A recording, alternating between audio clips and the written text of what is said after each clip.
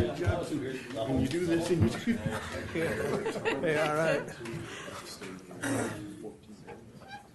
I was ready to come home. Both me and my daughter just wanted to get back to work. Did Now. you? 7 days is too long. And now that I've been back, I'm like, I'm going to do that again Why did I? sometime. You know, kind of weird. That it wasn't a real deal. My gosh. Oh, that's crazy. You'd almost hope that it was Got everybody here. where in the blast. I think so. I don't want to be around. Yeah. Burned by the I did that for this one, that's for sure. Digital makeup as well. And then all the scout come to the next one. So.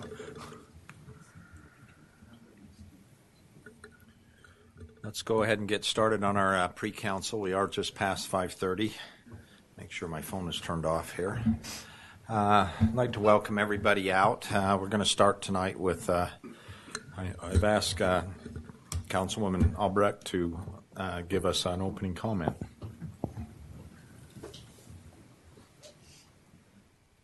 Our Father in heaven, we gather before thee this evening to conduct the business of this city with grateful hearts that we are able to serve in this community. I'm thankful that Lehi can have so many great citizens, and we're grateful for the people who serve and protect us both here and abroad. We ask thy blessing to be upon us as we consider the matters before us this evening, that we might be guided by thee, that we might have wisdom and foresight as we make the decisions here this evening. And we ask thee also that we might reach and connect and represent those citizens whom we serve.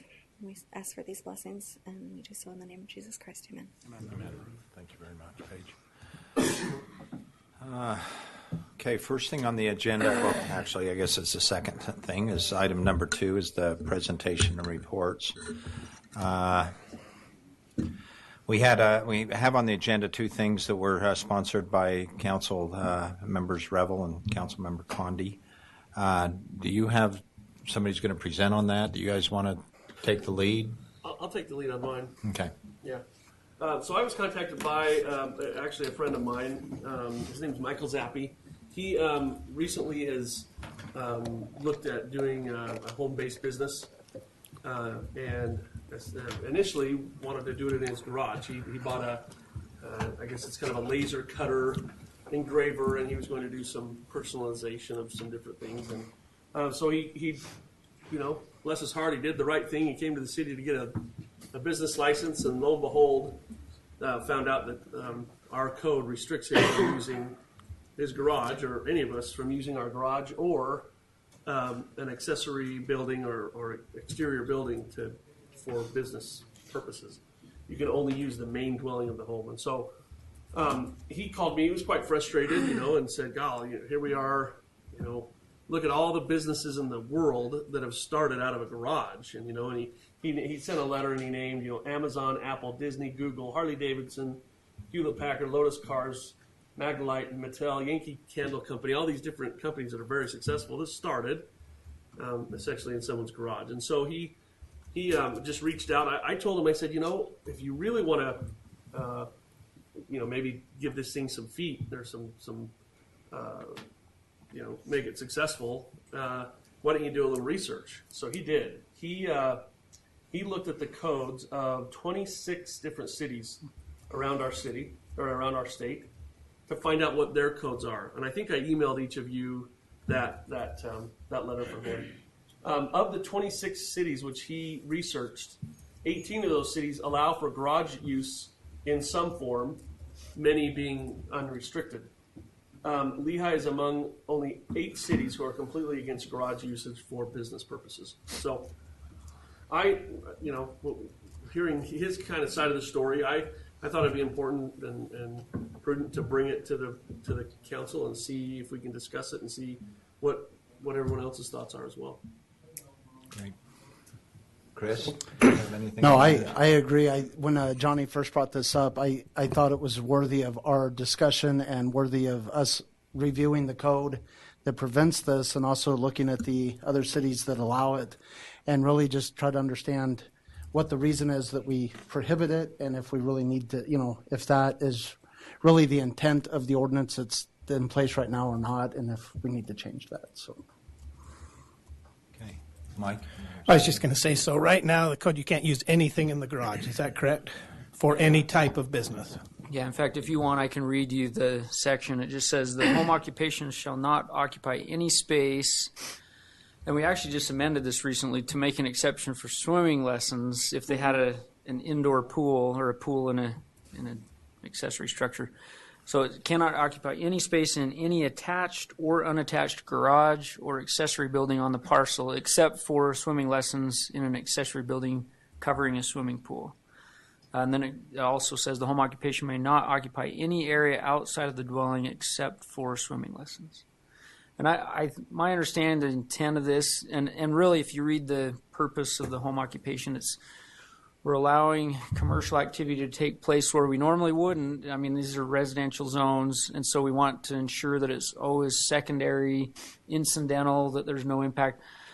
I know at one point we did have one home occupation in a detached shop, and it was like a machine type business, and they were operating late into the night, and it was right on the property line because you can build accessory structures up to 16 inches of the property line, so you could be almost closer to a neighbor than your own home.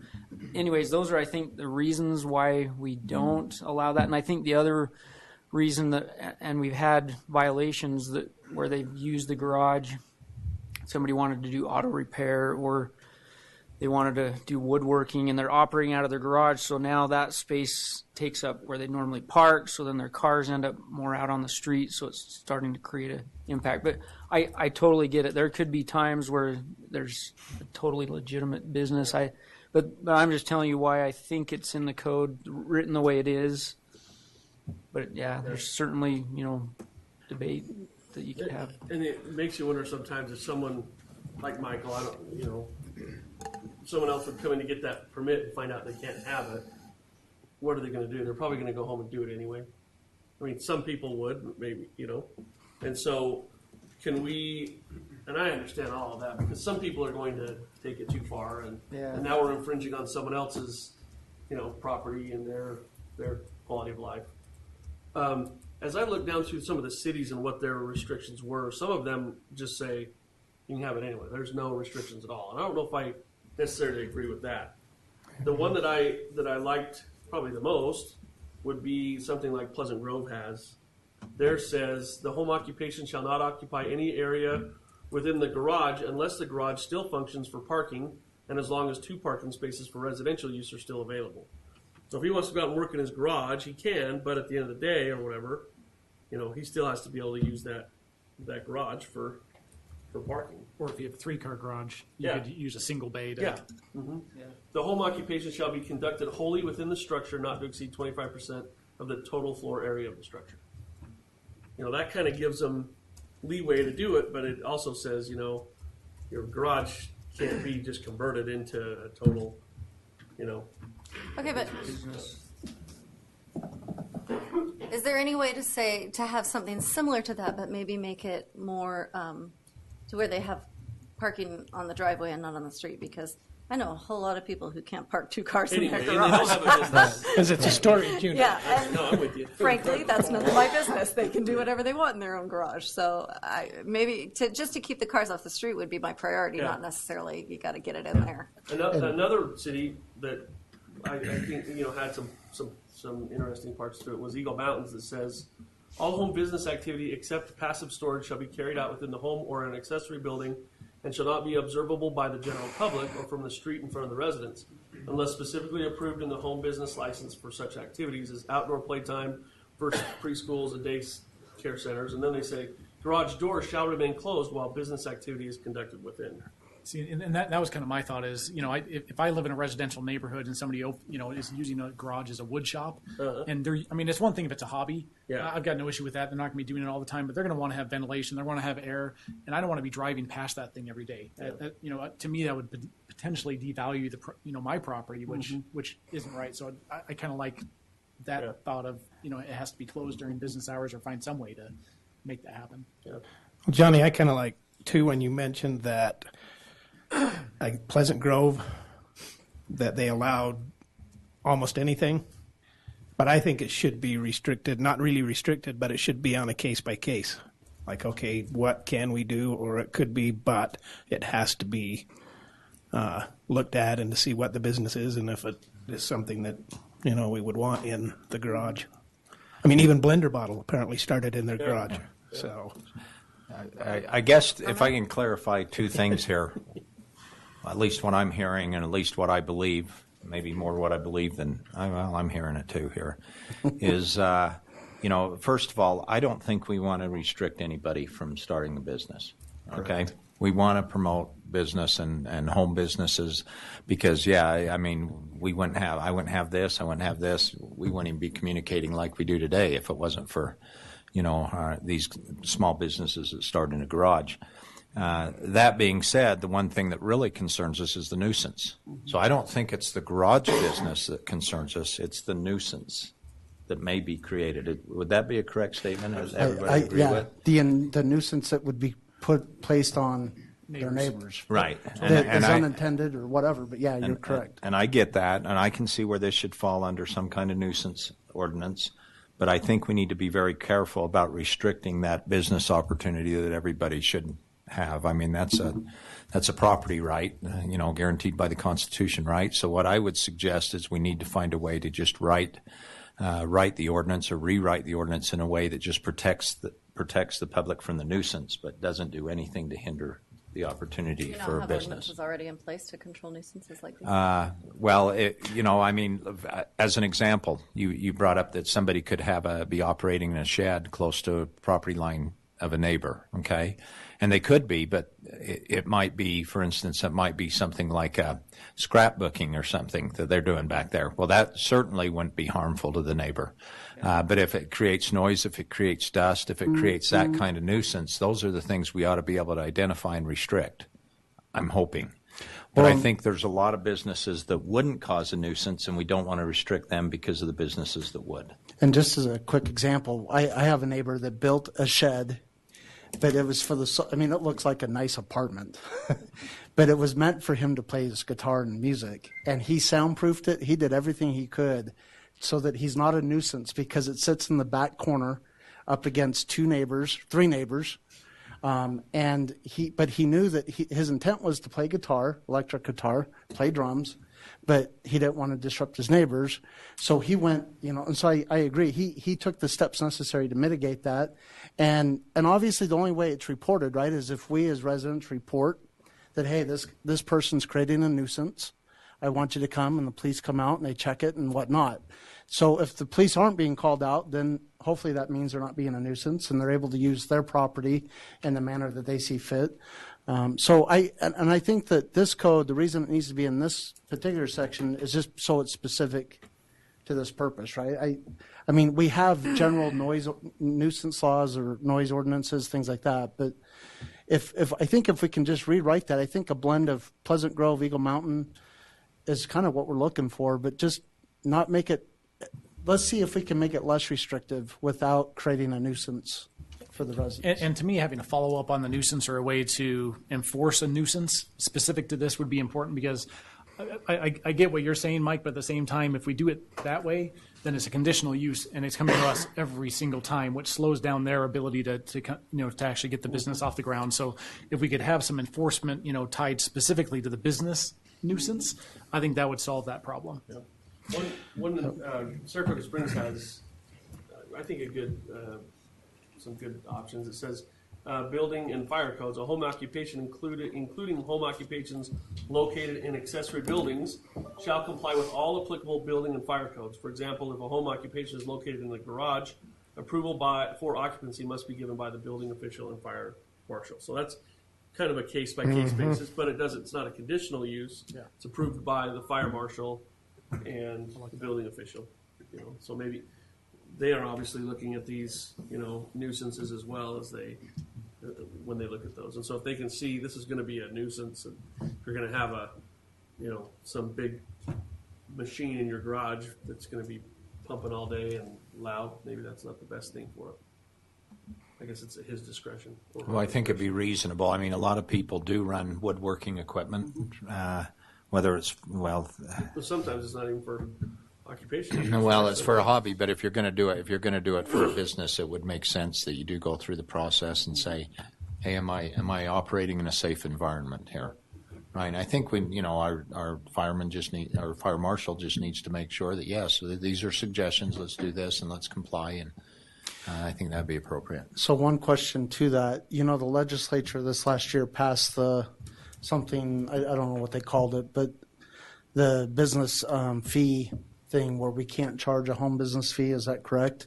Right. So I wonder, I totally agree with the logic of the fire marshal, whatnot, but does that start to fall under that where we need to be, can we charge a fee or not? Yeah. My understanding of that new law is that you can still charge a fee if they create an impact that isn't normally there with residential. So if it's daycare where you do have traffic that's coming and going in the neighborhood, and you might have kids outside in the yard that, anyways, not that people don't have kids, but a lot of kids for a daycare, those types of businesses we can still charge. But if it's just, you're running a little office for, a county or something, and there's no noticeable impact, then that's the ones we can't charge for. I don't know if that sounds right to you, Ryan, but so yeah, I think we could still charge the fee and things if there's some appreciable impact that's going to be occurring.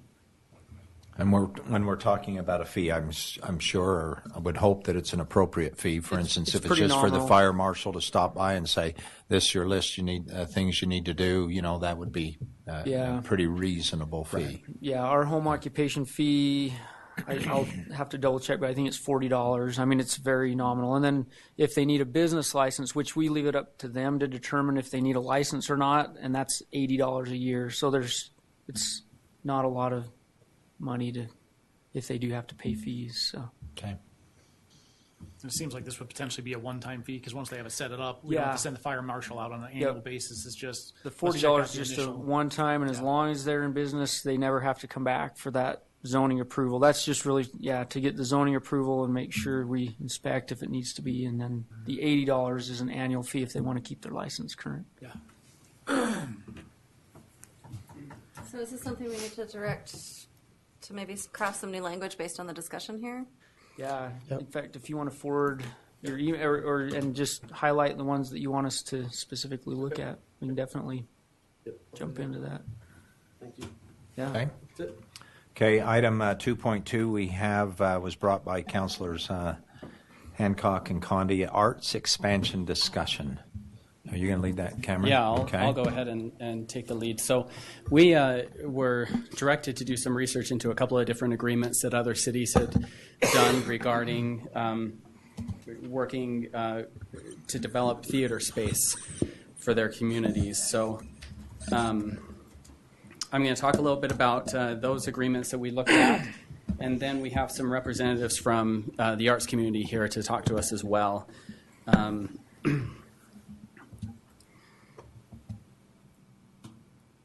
So to start, we took a look at two different interlocal agreements, the first being between Sandy City and the Canyon School District. And what happened here is Sandy City coordinated with Canyon School District when they were renovating one of their junior high schools or a middle school up there in Sandy. And the city contributed $1.5 million to improve the auditorium of the middle school in exchange for the rights to be able to use that space. As far as the terms of the agreement, Sandy has priority use of the dressing room, and they have exclusive use of the stage for 18 weeks a year, 9 of those weeks being during the summer. And then they have priority use of the space at least 4 weeknights a week between 6 to 10 p.m. and on Saturdays from 8 a.m. to 2 p.m. And their rights include being able to use the control booth, the box office, and all the seating in the auditorium. Now, Canyon School District, they have exclusive use of the stage for 9 weeks a year, and they are able to use that stage before 6 p.m. on weekdays and after 2 p.m. on Saturdays. And they're allowed 1 full weekday for use of that stage. They have priority access to the seating, control booth, box office for 34 weeks of the year. So essentially any time that outside of that 18 weeks that the city's using it, that they can use it for other functions. And the agreement also states that the city will reimburse the expenses for janitorial services, electrical, IT, security, and any other services, any additional cost to the school district that is because of their use. And so we had our intern Shay talked with Sandy City and Canyon School District and found out some of the challenges and some of the recommendations that they would have. According to Sandy, this is the most used space in the school district. And so it can be difficult because rehearsal space is limited, and a lot of your blocked out time in those 18 weeks is for rehearsals. It can be difficult to schedule because of the demand for the space. And they felt like their agreement was missing some critical information, like who's maintaining the equipment, who covers damages to the facility if something happens, who ensures that the agreement is being followed correctly. And also, they feel like they didn't quite have the voice from their arts community in drafting that agreement and in working on the renovation of that facility, so they didn't feel like the theater was laid out in the best way for them. As far as recommendations, they say that if Lehi City were to come up with a similar agreement with an entity, that it would be important to define ownership of the facility and also the equipment inside the facility, make sure that the arts in the city are well represented when the agreement is being drafted, and to consider little things about operating a theater, like what happens when you're seating before, during a performance. Do you have a lobby? Do you not have a lobby? You know, how do you do kind of the functional aspects of the performance? So now the interlocal agreement between Park City Institute and Park City School District. These entities share the Kearns Auditorium of the Park City Echo Center, which is owned by the school district. And originally, this happened years ago, 20 plus years ago, the school district bonded for the facility, and the Institute has paid back 50% of that bond to the school district. And in turn, as far as their agreement, the school district has first priority use for the facility. They can have a final authority to say who uses it when. They provide their own janitorial staff. They control access to the facility. And if there are any shared costs between the Institute and the school district, then they make sure that they notify the Institute before any purchase is made. And in turn, the Institute has second use priority, 180 days out of the year, and they can book and schedule that up to 1 year in advance. They use the box office without any additional charge, but they also provide their own janitorial staff, and 50 cents per ticket that's sold is returned back to the school district. They also have their own separate ticketing system so that they aren't coordinating on that equipment. And then these two entities get together in the spring of every year to plan for the upcoming year, and they meet, I believe, quarterly to just review that schedule and make sure that everything is in accordance as to how they planned it. So they had fewer challenges. They felt like, it was important to determine who pays for what if it's not in the agreement. That can sometimes be a challenge for them. And other than that, they said typically they work well together and they're reasonably flexible. This is, again, Shay reached out to both of these. She said that she felt like the Institute was more positive about the relationship than the school district. The Institute, if you don't know, is part of Sundance, and so they schedule out for that whole week their movies that they show here. And she got the impression that maybe the school district had a little bit of heartburn occasionally from that. But other than that, it was pretty positive.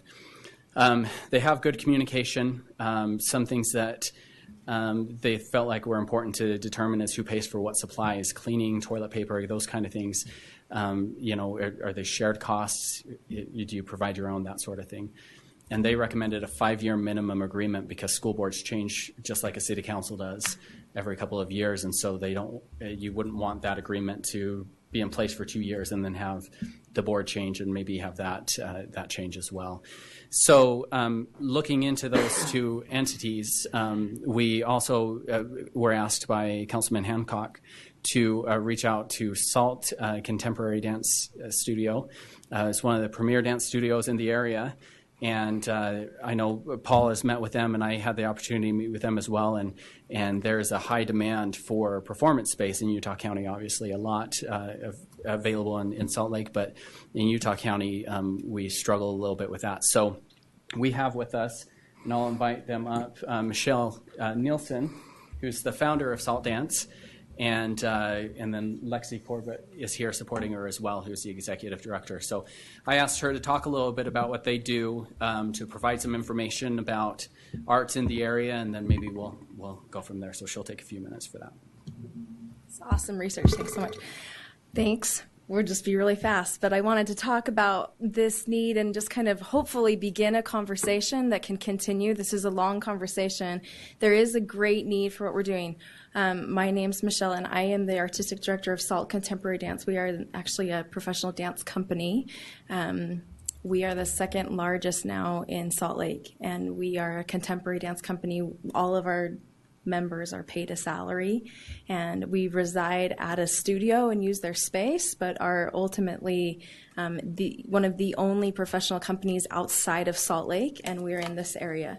And part of that has to do with the fact that I am a Lehi resident, and I like it here, and I am excited to see happening and know that it will continue, that the epicenter of the population is moving south. I'm part of a group that's trying to make this happen, get an arts center in this North Utah County area. And there was recently a comparable facilities analysis that was done just over the past couple months that shows that within the next 15 years, the population in this area is supposed to be 50% higher than it is now. And right now, what we have as far as an arts center is pretty sad. There's not really anything between Salt Lake County and the Covey Center as far as rentable space that is reasonable for arts programs. There are some rentable spaces that are like wedding reception worthy, but not necessarily a theater space, and that are wedding reception prices up to like $5,000 a night to rent the space, which is unreasonable for arts programs, especially nonprofit programs. So our hope is to start a conversation about what our options are and which city is going to be the best city to be the one hosting this kind of a center. It would be a mistake for us to have a conversation about building something kind of small that would kind of work for where we're at right now, and as the population quickly doubles, outgrow such a facility in such a short amount of time. So the hope is to have a conversation and find out who is on board with, which cities are on board with making this happen. So I know American Fork City is excited about the possibility. I believe that Lehi City is at the furthest south we should go for building this kind of a center.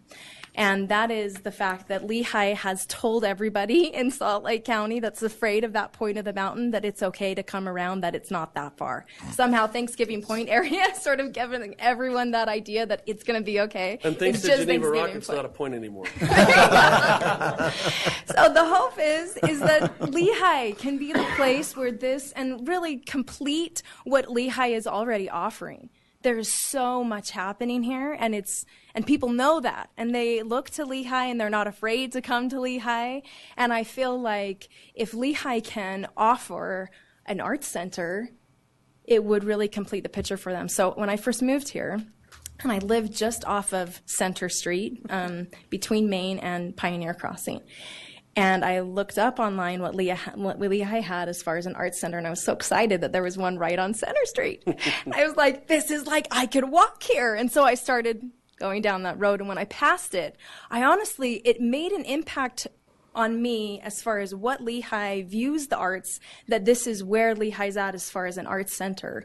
And in case you don't know, it's a very small building. I know there's good stuff that's happening there, but the potential for what can happen and the benefits from having a greater access to art and to current art makes a huge difference.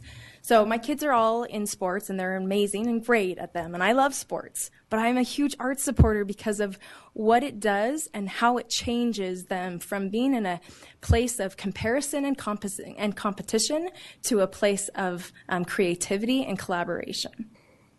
Anyway, what happens when we have a greater influence of sports is that even our arts become competitive. And Utah County is known, especially in the dance world, as being like the center for competitive dance. That even our art, even our dance is competitions. So I want to bring greater access to current cutting edge art. I want it to come to where the population is coming, and I think Lehi is the place to do it. And there's my pitch. So there you go. Anyway, thoughts or comments about this? In the community that you're in, do you know, like, do you have access to donors, private donors, people that we could reach out to see what the interest is there as well, so that 100%. Okay. And I have some research that can show you who's on board already. Woodbury Corporation has done a lot of that. When it comes to raising money for something like this, it's about getting the right people that know how to raise that money, but it's not about whether or not the money's there for something like this. Yeah, it's a no-brainer, and we can follow up with that for sure. This is an interesting thing to happen at this particular time because I'm actually on the Arts Council, and our last meeting, we brought on a new person to be in charge of publicity and some other things, and he has been in charge of a lot of huge fundraising efforts for both Sarah and Hale, and is excited about maybe getting some of those things going. So I should probably let you two talk. We should connect. Yeah. So my dad did all of the legal work for bringing Hale Theater to Sandy, and it's awesome that it's there and it's so close, but it is just musical theater, and there's no rentable space. Yeah. If we can, we do the visual arts and the kids workshops and stuff, but it's true, we're busting at the seams. We don't have any more room. Oh, it's just going to get worse. Yeah. And I have it on good authority that if the sewer backs up one more time, we're not going to have a building anymore. We've seen that already happen in Lehi. Well, it's happening down the road too. I will get his name and okay, yeah, let's be in touch. Connect with. So Michelle, when you and I talked, you talked about, as far as space goes, that, as far as bringing, different events in and things, that the concept of, hey, we're performing at Lehi High School or Skyridge High School doesn't have the same panache as like the Kern Center at Park City High School, because even though it's part of the high school, it's still the Eccles Center. It's still the Park Eccles City. Center. It's not huge called difference. Park City High School. So, And can you you could just share that with the council? So Conwood Heights City paid $1 million, I think, towards the new Butler Middle School renovation of their theater that they did, which is great. But now they're getting to a point where they're like, well, we want to bring in some legitimate arts programs, but we don't want it to say Butler Middle School, because when it does, people just assume that it's a school function. And so our hope is that whatever we build, whether it is in lieu with the Lehi High School renovation, that it is its own thing, because it'll have that support, and even from this research, hopefully provide some funding to the city. And anyway, it can be good that way. But I think the main options would be tie in with a school renovation, or else find donated land. I know that the Curtis Center for Arts is something that was a project that has sort of begun but not finished. It hasn't been fully funded yet. And so that might be an opportunity to join with them, because I know the Holbrooks were thinking about donating some land for that kind of a center for the arts. So my question would be, what's the interest here in Lehi for bringing this kind of center here? Is this a conversation we want to continue? We could even follow up one-on-one with people who are interested. Curious. Well, I'm interested in it. I think it's worthwhile. I do agree with what you're saying. I think there was two different points.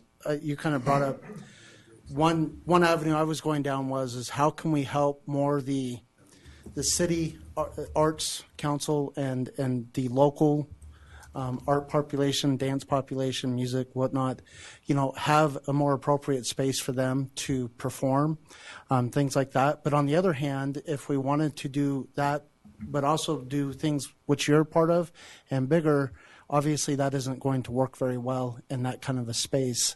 And I think, arts is just, it's something that helps make our culture that much more rich. And broadens our horizons for us and our kids. So I think anything we can do to move the discussion forward is fantastic. So, yeah, obviously I'm a supporter of this, since I was the one that kind of push this a little bit from an agenda perspective. And I don't know if any of you have been to either the Jordan Middle School or the Park City. I see what they're saying as far as the Jordan Middle School one. While it's a nice facility, it's not the school isn't partitioned off. So once you're in, you have access to essentially the entire school, which is obviously problematic. I don't think that's something the school district would be keen on having the entire school exposed. You look at how Skyridge has done it, where you can essentially lock off the performance wing. That makes it much more manageable. And then even the Park City one, I mean, you pull up and you don't even necessarily, it has its own lobby. I mean, it's pretty nice from that perspective. It doesn't even feel like you're part of the high school, but it's attached and it has, all the access for the high school. So I think, in my mind, going kind of the Park City route would probably be a better option if it was something that would be feasible. Just from the standpoint of it allows us to potentially have some naming rights associated with it, where it distinguishes itself, from the high school, even though it's full access for the high school to have a tremendous arts program. And then Chris and I, when we started talking about this, it was like, oh my gosh, Lehi High School is being rebuilt as we speak. How cool would it be if we could, kind of coordinate with them to make something really special, not only for Lehi High School, which has waited so long to be rebuilt while, we've had this gem of a school, at the north end of Lehi, but also when we think about the revitalization of downtown, to have an arts facility, a legit arts facility in downtown Lehi, I think that's a fantastic thing and something worth investing city dollars on. Definitely. I mean, it's the way that you leave a legacy. There's not a lot of opportunities to make something that will live longer than you. This is the kind of thing that would make a huge splash on this entire county, as well as the growing population in Salt Lake County around the non-point. So, Mr. Mayor, I don't know if Rob is prepared to say anything tonight, but I took the opportunity to invite Rob and Superintendent Jarman tonight. And then after I sent the invite, I thought, oh, it's the same night they have their meetings too. But because we're off weeks this week, he was able to come. But I don't know, Rob, if it was okay, Mr. Mayor, if he just has any perspective on where we're at with the rebuild of Lehi, if this is even feasible with the current plans or anything like that. I mean, is this... Or if there'd be even any interest in a partnership like this. And you're not going to be committed to anything. Even though you're on the record. Papers for him to sign. Record this. Record this. Never, Gandhi. Whenever Don't I tell him speak, that, I feel like Chris. we're committed to something, isn't that right, Mayor? They get you to auditorium. Much always. Okay, so I just appreciate the invite. So Councilman Hancock and Condi, they reached out to me, and I was happy to make time to come tonight. We're definitely interested in looking at this possibility and the other possibility to serve the people of Lehi. And it makes sense when we're rebuilding a school. One of the ideas of that school was to have that arts facility prominent on Main Street. I know we've shared some of those ideas with you prior to that. So as far as conversations, love to engage with Michelle and Lexi and the city on looking at possibilities. I like the articulation of some of the challenges. And in any joint agreement, you've got to make sure that those things are dealt with up front. So we minimize concerns long term moving forward. But I love the arts, and my kids have been in band and dance and that for years, and so I have a personal investment in that as well. So anything we can do to be a resource and be engaged in the conversation, I'd love to be engaged. So, and that was my report to the superintendent. I just had sent off to him. Here's the conversation, and we look forward to engaging in that further. So, and if I remember right, Rob, next year the rebuild starts, or this year, we're already in next year. We're starting to design right now based on feedback. So okay, so we're in a point where we haven't quite missed the boat yet, or we haven't. The design has been, I think, refined. Okay. First or second version, but if we're going to have some conversation, now is the time to have a conversation about it. Okay. Thank you so much. Thank you. Maybe you could pass your card to her, and she could pass her card to me, and we could. It's a little sharesy. Any other questions for me or either of the representatives? So just one other comment, and this, I know this is being recorded and it may not be popular for me to say this, but this may be even an opportunity to revisit the RAP tax that failed. one of the criticisms that we had with the RAP tax was that there was not a definitive thing that it was going to go to. It was like, oh, well, we're going to collect some money and it has to be spent on this, that, or the other. This could be an opportunity where we're defining what some of those dollars are going to go to on an ongoing basis, for specific art programs, for, funding of a building, things of that nature. So might be something for us to kind of take another look at. Any other comments? Thank you, Cameron, for all your work, and thank you guys for coming. Okay, item 2.3 on the agenda has to do with Utopia. Roger, if you want to come up and give us your spiel. Ready for the spiel? Ready for the spiel. This is exciting for me because it's Lehi. I live in Lehi. I do this in a lot of different cities and building fiber networks in a lot of different places, but this is a little more home for me because it is my home. I've been in Lehi for about 11 years. Also have some history here. My great-great-great-grandfather has a little statue out in front of the Legacy Center, David Evans. And my great-great-grandfather ran Raker Mercantile, which is now the Colonial House. So anyways, got some connections to Lehi, so I'm excited to be here. So that's the past, and now we're going to talk about the future. So Utopia Fiber, you probably have heard about it. You probably heard some bad things. You probably heard some good things, and both are true. So let me give you some context, though, because context is important. Are you all able to see this presentation? We've got a screen right in front of us. Right there. Okay. Yeah. So Utopia was founded by 11 cities. It has some availability in probably 30 or 40 cities. But the 11 cities were the ones that financially backed the project originally. It didn't go so well, and additional phases of the project needed funding, and not all of the cities were on board, and they ended up creating a separate organization called UIA. UIA has a separate group of bonds from Utopia, and that represents all of the projects we've done since 2009, or UIA. Well, it was created in 2009, but this says 2011. That's when the bonds were actually issued. So this shows you a little bit of the timeline. So I would say 2009 and before, it was not, that's where the bad stuff comes from. That's the history that struggled. That's where the backbone was built, which was good, but the revenues lagged. Things were more expensive. There weren't very many options on the system, and it lost a lot of money. So we're not interested in that. We don't want to do that, right? If I was coming here to talk about doing that, you could throw me out. Hey, Roger, just one thing, and you may get to this in your presentation, but just for point of clarification, and this was educational for me, is that Utopia is not the service provider. They provide the backbone and the conduit for other service providers to jump on. So when I think Utopia, if I signed up, in one of these other cities, I'm not buying my internet from Utopia. I'm buying it from some other service provider, correct? Yep, exactly. We'll definitely get to that point. Okay. Since 2009, we've done actually 4 bonds now. We just did a refinance and incremental growth of bonds to fund the next year or so of growth. And we already have way more revenue than all of the debt service and operating expenses for UIA. And we're issuing dividends back to the member cities of UIA. Not enough dividend to offset all the debt from this early phase of Utopia, but it's really good turnaround for those cities. And it's also funding the expansion of the system at the greatest pace we've ever done. We're building we're expanding the system to about 1,000 to 1,200 homes a month right now in construction. And we're connecting about 300 to 320 customers every month right now is our current pace. So where is this network? It goes basically the north border of Utah down into St. George and even down into Las Vegas. Most of the fiber in the ground is this blue stuff. That's the fiber that goes down the streets and connects homes and businesses. It does go through Lehi, and we have a lot of customers in Lehi today, but they're all business customers or they're bulk apartment buildings and things like that. There's a little zoomed-in version here, so we can kind of see the backbone of Utopia. It goes through. As I explained, you can see areas like this in Linden. It's all built out where we have fiber down every street to every home and business.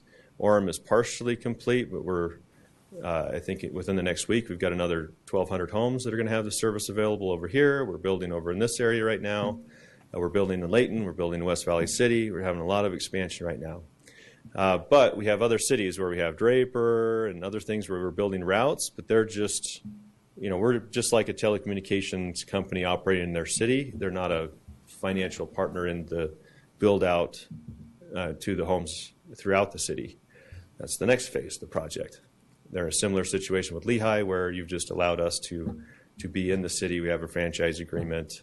But every piece of growth that we build off of that does decrease the cost if we were to do more and do city connections or even go as far as the fiber to the home project. So what do we do? With the franchise agreement that you have with us right now, you're not using our like our conduit at all. You're putting your own fiber in the ground, correct? Yeah, we're not using any Lehi City conduit or fiber. Okay. We were interested in the idea of it, but when we looked at it, it wasn't feasible for what we want to use. It wasn't placed in the right place, and there wasn't documentation that we would have spent almost as much time proofing it and verifying it as it cost us to just put our own in. Okay, thanks. But in a larger scale project, there may be an opportunity to dig in a little deeper and utilize some of what's been put in, because there is quite a bit of conduit. Yep. So anyways, we're open access fiber. I'll explain what that means. It's carrier grade transport. That means we run a system that's much like the carriers do, like the big companies, versus a residential grade service. We do 100 gig links for businesses. We have lots of crazy capacity. I'm going to skip through some of these slides just to get to the main points though. But this one's important. We are the fastest provider in Utah. There's no other provider that provides 10 gig residential, and that was launched 4 days ago. So that was a cool press release we did. We offer 100 gig to businesses. So we're the very fastest provider in Utah, and I'll get into this open access thing because it's in partnership with private companies. We're the top rated provider. So if you go and you search for any of these metrics, the Net Promoter Score, we are the #1 in Utah. Top Google review, we are #1 except for Utopia service providers. Some of them actually get a little bit better than us, but they use us to do it. So that doesn't count. And we're also the top Yelp. And if you know of any other rankings or anything, we are. This wasn't always true. In fact, we used to have a really bad reputation. But the service quality has gotten really good. The value has gotten good, and the demand for the services has skyrocketed. And people now are clamoring for the service, and they love it, and they don't cancel. And we have best of industry churn rate, which is when people cancel. It's less than 4% annually, which is fantastic. It's also the best value. So the most common options on the bottom there, you can see $65 a month for 250 meg or $78 per gig, and it varies a little bit depending on which provider you pick. But that's the all-in price with no installation cost, and that cost pays for the entire project cost. It builds the entire system with no shortfall or any backing or money from the city under a certain assumption. And that's a certain take rate assumption, which is 30%. And I'll talk about that in a minute. Why do we do this? I'm going to skip some of these slides. These are a lot of the purposes that cities use this stuff for smart city applications. We're doing a lot of that stuff. I'm going to skip through that. Oh, I'm going to go back to that one, Lehi City. One of the things real quick that as you were skipping through there was smart irrigation, which is something that we've looked at. So enabling something like that, could be a powerful thing. Yeah. Air quality monitoring. Yeah, we've got a BYU team that's building a system where you can integrate multiple brands. In fact, Skydrop that came and talked to us. Yeah. So they're making it so you have like a command center for all your smart city applications. So BYU's developing this, and then they're integrating it with all these different systems, and we're deploying that in Orem. Another one that we're doing right now, let me skip over because it's a kind of a hot topic, is air quality sensors. And so we're deploying air quality sensors throughout Orem right now. And it's really easy to use them because you just plug them into the fiber network. It's just there already. So there's all these really cool, additional benefits you get once this network is available in your city. Lots of cool stuff you can enable once you have a system in place. I'll skip through those. Okay, so open access, we use the airport model to kind of describe what this looks like. It's a lot like having a municipal airport where the city provides this infrastructure, but the cities are not in the airline industry. They're not providing airline services. They just provide the infrastructure that enables private companies to operate their own airlines and compete with each other, and that provides better service. Competition is what we're after. We're not after a government, heavy-handed, anti-competitive solution. We're after the city facilitating competition and options here. And that's what we do with broadband. And so here you see municipal airport. You've got all these private airlines that compete with each other. We run things like that. This is a street example, right? The city provides and maintains streets, and you got FedEx, you got UPS, you got Postal Service. They all use that common infrastructure. We provide we provide a common fiber infrastructure that all of these companies and many more all use. And so right now you have businesses in Lehi and in other places throughout the state that businesses sign up for. And little do they know, they're often on Utopia Fiber. And they wouldn't be there, and they wouldn't be there competing and offering those services if it weren't for that Utopia Fiber infrastructure. Now, we can sometimes do that places where it's right off our backbone, so we're in that Thanksgiving Park area. But we're not over there in other areas. We get requests all the time from that area around Blender Bottle, and they're really underserved there. There's no good options. But we can't justify spending money from other cities or, other funds we have to go in and go after that. We do this in partnership with cities, and so it would require some involvement from the city to do that. What's the environment for municipal fiber legally? We do have some restrictions in Utah. Lehi City is not allowed to be an internet provider in the city. You can't run your own system like a Spanish Fork. They were grandfathered into previous legislation. But you can do it in a way that's wholesale, and that means you make it available to these private partners. You can do that by yourself, or you can do that in partnership with an interlocal agency like Utopia. So I'll skip through that a little bit, but it's a disaster if you try to do it without that wholesale model legally. But you get out of that if you do the wholesale way. Skip through a couple of these here. So it's an Ethernet system, so everybody gets their own dedicated connection. So it's not even equal to other fiber systems. If you look at CenturyLink GPON or even Google Fiber GPON, they give you basically a neighborhood gets 2.5 gigabits to share. With our architecture, because we have to protect and isolate customers of different providers who compete with each other, every connection is a dedicated connection. So your network or your neighbor, like I have a neighbor that's a real bandwidth hog. His name's Paul Hancock. If he's hogging the connection, it doesn't affect my connection. And that's an important principle in an open access fiber system. And that isn't available on any other fiber system in the state at large scale. There's still a couple little mom and pops, but there aren't any of the big ones. Wireless is not a solution. So we do like wireless quite a bit. Most of the wireless providers in Utah do use Utopia. That's how they connect their towers and get their backhaul. So we do partner with them and like them, but as a solution to the entire community, they don't have enough bandwidth. There's not enough wireless spectrum or enough antenna space to put tower space to put enough antennas to really deliver, the kind of connectivity that people need today to the homes throughout a community. It's a really good way to go in and cherry pick about 5% of the homes. Companies like Vivint, for example, they'll actually hit capacity and turn people away because they'll connect enough people to just get to that threshold of where it works for them and what they have capacity for, and then they walk away from other customers because wireless technologies just aren't there.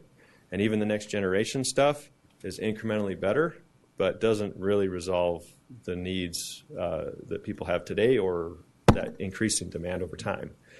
It's also more expensive to do wireless, and people are like, what? Because that doesn't sound right. But wireless networks have about a 3 to 5 year life cycle, and then they have to be replaced and upgraded. They also cost a lot more money to operate.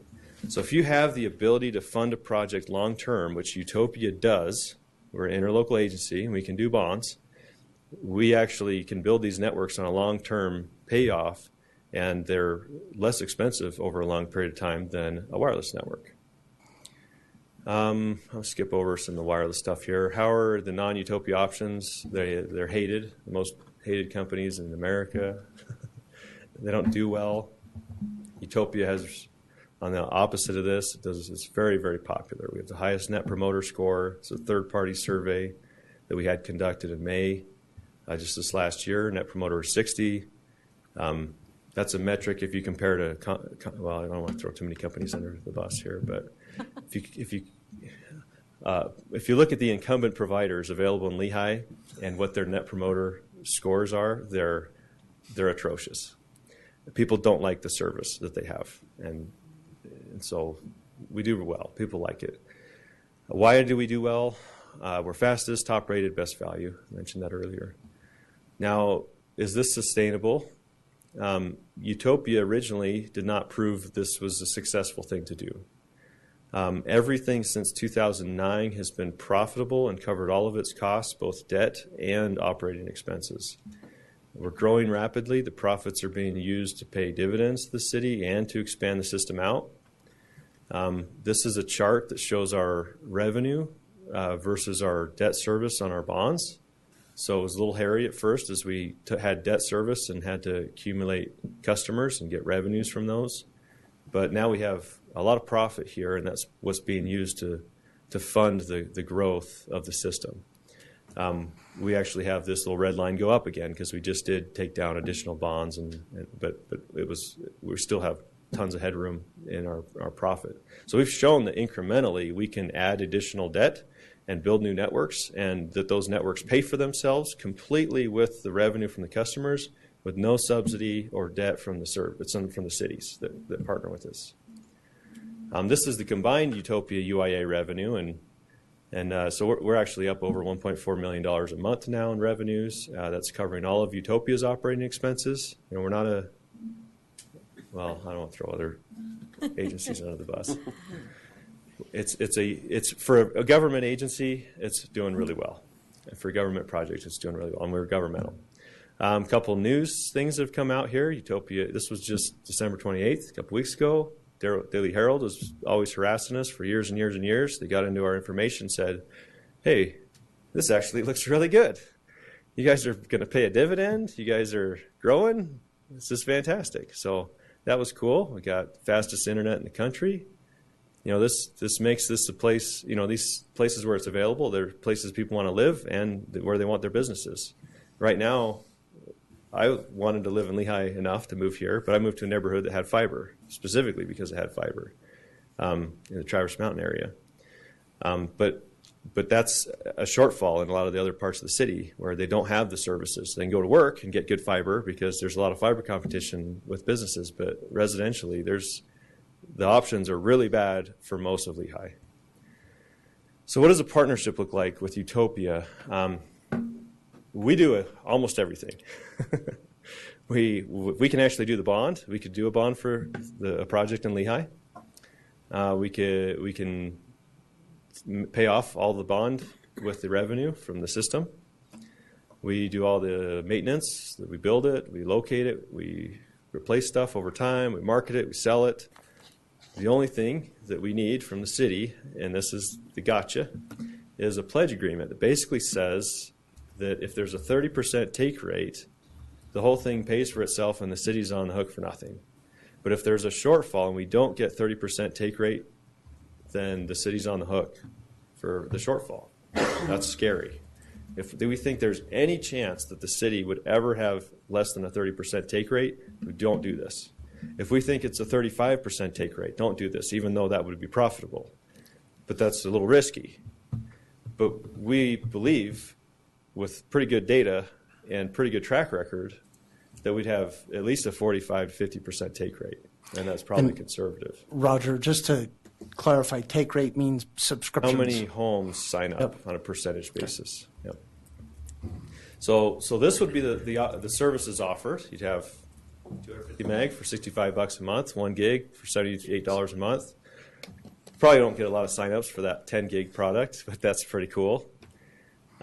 If these were available to the residents of Lehi, how many people would sign up? And that's the question of the day right there. Because if 30% would sign up, the thing breaks even. You probably, like I said, you probably have 50 or more even. Well, the thing that gets me is, you know, 3 years ago when I started the discussion with the lease agreement for the conduit, the whole idea was we had, 3 or 4, 5 small businesses come through wanting to do fiber and pick a neighborhood, do fiber.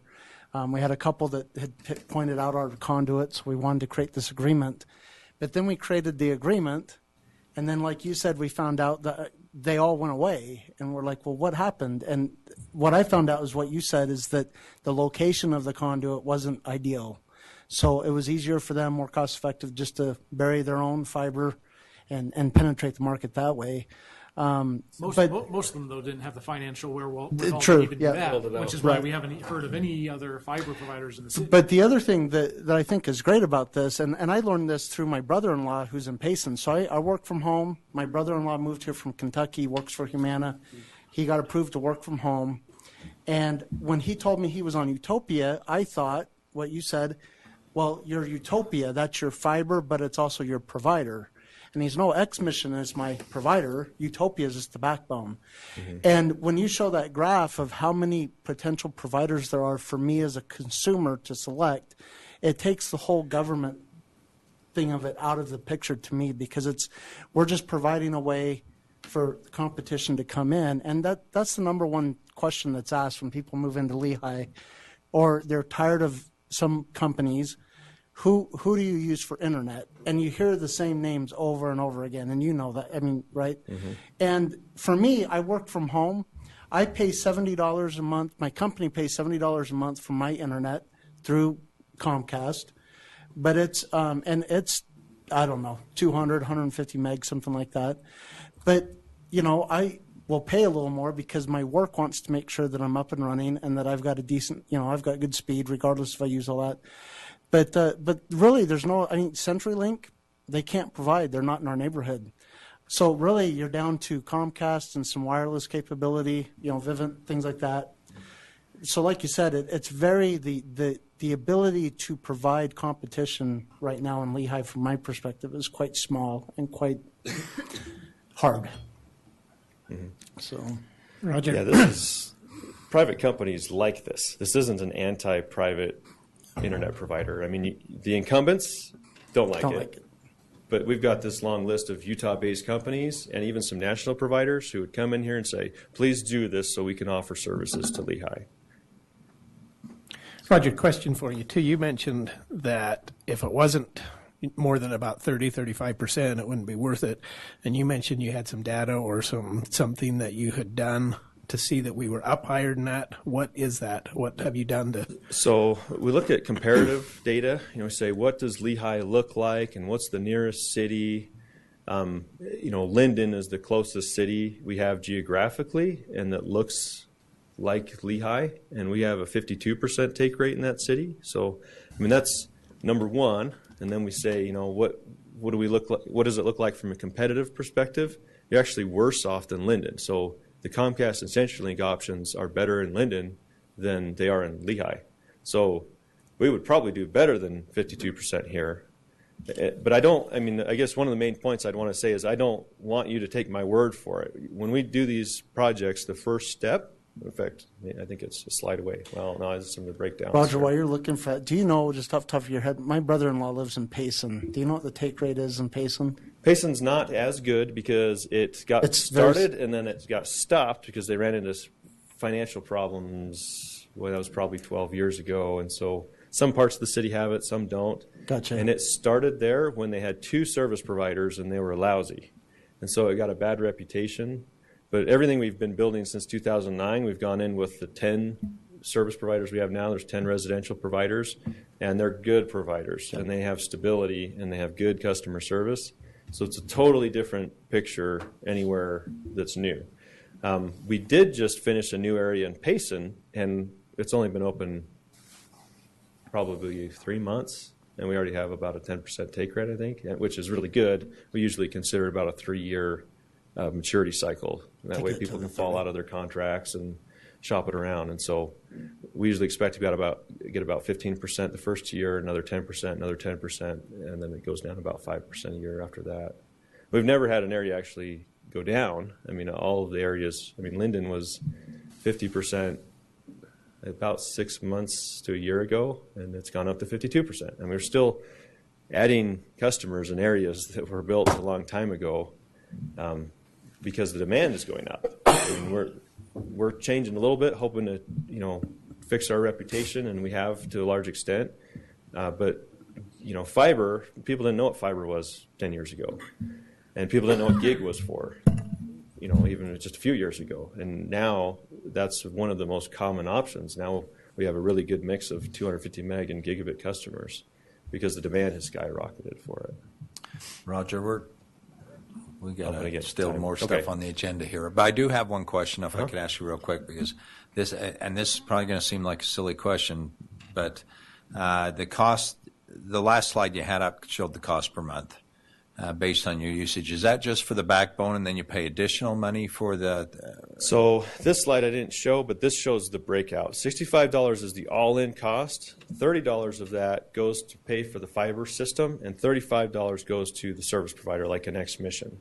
So we market it and show it like it's $65, but the reality is it's actually two bills that add up to $65. So do they agree to the 35 in this case? Is that typically what happens, or do they? We don't set that rate, so They, that's just they what set it the is. rate independently, so 65 is just an approximate number. That's what it is today and has Okay. been for a while. And it varies a little bit. If you do X-Mission, it's $2 more, and they have really good reputation, so they still Okay, do no, very well. that's. I was just wondering how the math worked. So okay. Wait, sorry. So, do you pay two separate companies then? No.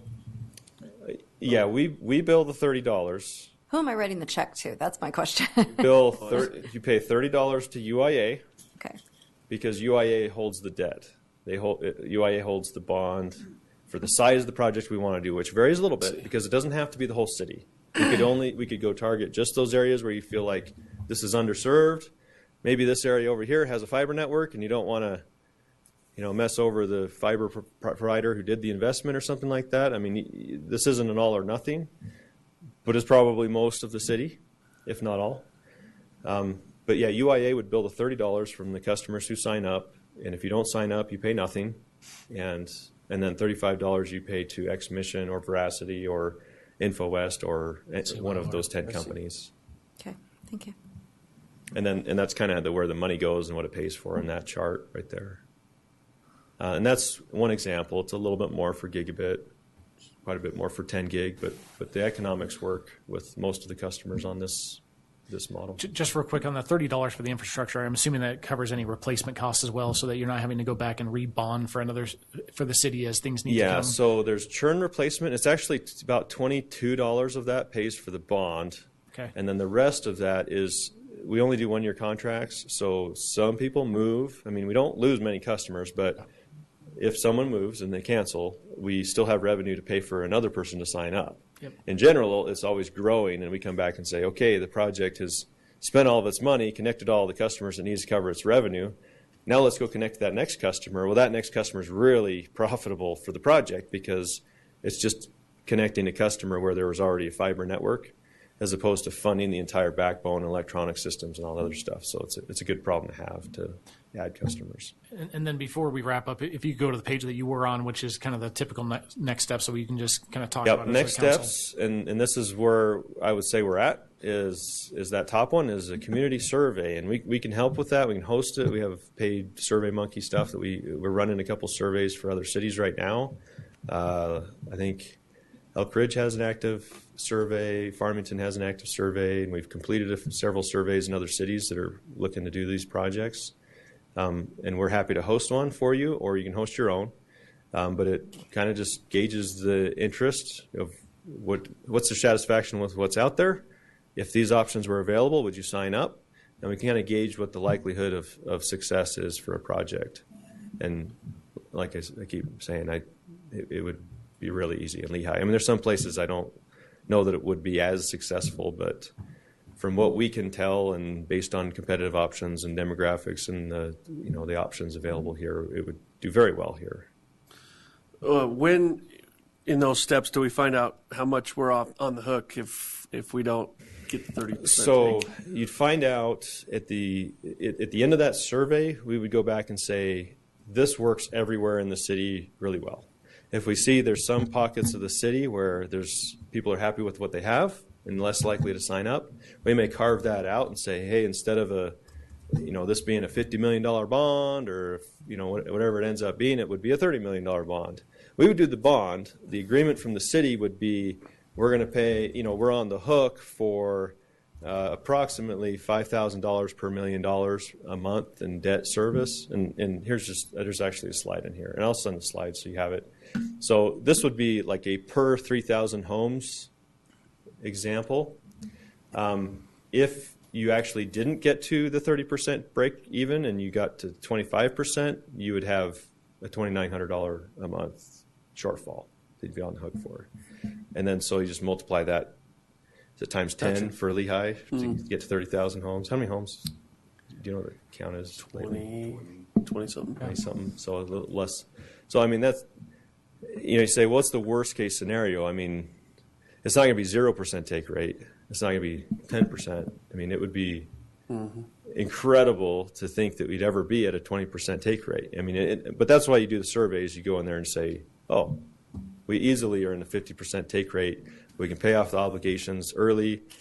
The thing is totally self-funded by those customers who sign up and provides an amazing service to the homes and businesses of the city. So, I mean, it's not all about money, right? We want to improve the life, quality of life for residents. So, any other questions? Okay. Any final questions? Roger, Okay. thank you very So, much. and then- Very good information. And my only ask is, would we want to do a survey, and what's your level of interest? I guess it's on you to discuss and at some point. I guess if you I wanna would do that. request, just maybe on my behalf, I still do have a lot of questions. I'd love to sit down with you before we get too far along. Give us a little bit of time to vet some questions. I have some questions here, but in the interest of time, maybe I can talk to you offline. Yep. Okay, if that's okay with No, I think council. that'd be appropriate. Roger, thank you very much. Thank you. Thanks, Roger. Next item on the agenda is the agenda review, and we probably don't have a lot of time to go through this, so we may have to move fairly quickly. That's okay. If move too quickly, let me know. Was there any questions on the consent agenda on the items? Like on the purchase orders? Well, actually anything. Everyone looks down at Chris. I was just surprised. I talked to Wade the other day. I'm surprised at how much transporting salt and material like that cost. We're spending $45,000 for salt, and we're paying $40,000 to just transport it here. So, but it was just the wrong amazing. business. Part of that is handling, though, too, isn't it? Just not transporting. I think it's the way it's handled at site. Yeah, I think there's some but handling it's in two there. separate companies. You buy the salt from one, and then you pay the other one. And I just had to ask Wade, am I reading that right? And he's like, yeah. And it's just amazing how expensive transportation is. It wasn't a misplaced decimal. No. So Sounds like you need to buy a truck. So no questions, though, Mayor. Okay. Mayor, could I just make a comment on Yes. that? I just want to make sure you understand on the change order with Geneva Rock that we're proposing to extend their contract for another year. We've been very happy with them, but their contract went up as of December 31st. The original contract had us options for 2 more one-year increments, and with that, we're actually proposing to extend their contract for this year. Just want to make sure you're aware of that, and that's okay. Okay. Let's see. Let's look at consent agenda. Item number 4, that was the compensation. Any comments on that for that discussion? Okay, I expect there'll be some discussion on that. Item number 5 is the Traverse Mountain. I know this is a very emotional issue. I want to address the residents on this. I know we have all taken some emails and probably a number of phone calls on that. There was a question that came to me earlier this week that I believe is well worth consideration, and that was an opportunity to have public comment in regards to the agreement. And I told them I would consider that for public comment, so we can hear any comments about that. Item number 6 is plat amendment for Sunset Hollow. Number 7, or just stop me if you have any questions, please. Number 7, consideration ordinance for the rezone for Patterson Construction from an A1 to an R2. Item number 8, consideration of concept plan approval for Lehi Ranches. And then number 9 is preliminary subdivision approval for Oak Hills Estates. Number 10, plan amendment for Canyon Trail Phase 1A. Consideration of resolution is number 11, 2018-04, and that's for the annexation of the Goodrich annexation to an R122. Number 12 was also an ordinance request for a change to the development code. This in regards to the tobacco policy to make that Mr. match Mayor, the states. I won't ask the question. Well, Ryan, I will have a question during the regular session about this, more of hypothetical. What if we don't pass it? What happens? So just to put that on your radar. Okay. And that would probably be the appropriate place for that public here. Item number 13 was also another ordinance having to do with changing model homes from a conditional use to a permitted use. Item 14, ordinance amending the Lehi City Development Code in regards to TODs. Item 15 was consider for resolution reimbursement agreement with AT&T and Lehi City. 16 was consideration of resolution for a cooperative agreement between UDOT and Lehi City. I think that's the one you're referring to, right, Lauren? And item 17 was a consideration resolution for a settlement agreement with the claim between Private Capital Group and Lehi City petitioner. And this is one I had a question on, but Ryan answered it in our meeting earlier when we went over this, because this has been hanging out there for a very, very long time. And I just thought we were free of this. Well, we are, but we're looking at it. It's just, this is the resolution that's just, is it appropriate to say puts the nail in the coffin so it is done? Okay. All right. That being said, no, any outstanding questions on that? All right. Let's see. Administrative report. Anything? Nothing at this time, man. Just glad to be Glad to not be dead. Yep. I'll need to hear the story from Jason's run and hide in Hawaii this week. So, kind of interesting. It's a good thing you're not situation. sleeping over there, man. That's right. That's right. Okay, mayor and council reports. Anything from the council? Anything you'd like to bring up? Nobody? Oh. Paige, you're kind of sitting there like you want to say something. Because I would like to get Bo to tell me what's wrong with my iPad before the next meeting starts. Okay, maybe somebody can step up and look at that. The battery die? No, Okay. no, it's still up. It just Then I can't help you anymore on that. Have you tried rebooting? I have. I know that one. I do have. I'm Did you tapped have, out. did you have something? I mean, I have a question for the council. If you want to do this, everybody's been sitting in these same seats for an awfully long time.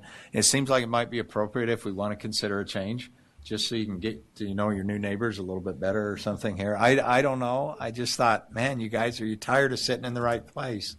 Because it's been this way for many, many years. Thoughts on that? Yeah, we know where to come to. But I found my name right here. I thought you already did. So if you're all fine, we'll keep it the way it is. But I just thought, man, a change once in a while. You know, you have to reorganize the furniture every once in a while. When I first got elected, Johnny told me never to bring up this topic. I want to be as far away as from as possible. So that's why I've For never. the bookends. I mean, we gotta. I found Okay. if I sit there, I say too many things under my breath to Marilyn. So. And there's a microphone awfully close, so it doesn't end up being under Yeah, your no. breath. Okay, we do have consideration of a closed executive session. Real estate. Yeah, Jason, do we want to go in that? Okay, we'll have 10 minutes, so I'll take a motion to do that. I believe this is real estate. So. Mr. Mayor, I'll make a motion that we adjourn this meeting and go into a closed executive session for the discussion of real estate. I have a motion for an executive session. Do I have a second? Second. I have a motion by Chris, a second by Johnny. All those in favor say aye. Aye. Any opposed? Okay. Is yours doing the same thing? It's not connecting with the Wi-Fi. Okay, let's get started on a regular session. We apologize for being late here. We just got behind in our earlier work session. We're going to start off tonight with the, well, first of all, roll call. We got all our city council members here tonight. We'll start off with a Pledge of Allegiance. I've asked Scout Roman Forbes is in the audience. If you'll step up to the podium up here, right up front, and be so kind to lead everybody in the Pledge of Allegiance.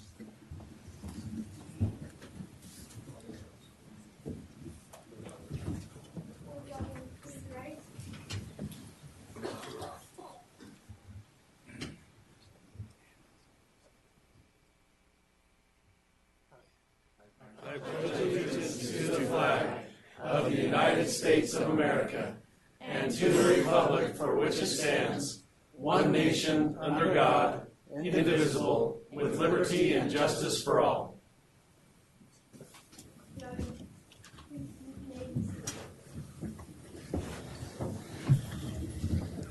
That's awesome, Roman. The cool thing is now your name will appear in the minutes of this meeting for pretty much forever, or at least as long as we keep our records. So Tell you the mayor. So let's. The next thing on our agenda is a 20-minute citizen input, and we'll take input. I didn't have anybody sign up for this, at least. Oh, we no actually list. don't do. I haven't done sign-ups. Oh, okay. Well, then we certainly don't have anybody who signed up for it. But I will consider and take any 20-minute input. It's not 20-minute apiece. It's 20-minute total. If anybody has anything to say, we do ask that the comments be limited to something that is not on the agenda tonight, because during the agenda items, we will try to take comments if appropriate. Yeah, please. Actually, I don't know if this is on the agenda or not. What is it on? The historic buildings. Yeah, go ahead. Will you state your name, please? Yeah. You bet. I'm Rebecca Beck. Even though we know you, you still have to give us your That's name. okay. I want to make sure. You'll also be on those records. Yeah, Mayor. Okay. When I was in high school many years ago, it was Lehi High School. We had a custodian by the name of Glenn Train. He was a great man, and he really was engaged and took interest in his job. He took really great care of our school. Glenn was our custodian. He was a person who had responsibility for and looked after something.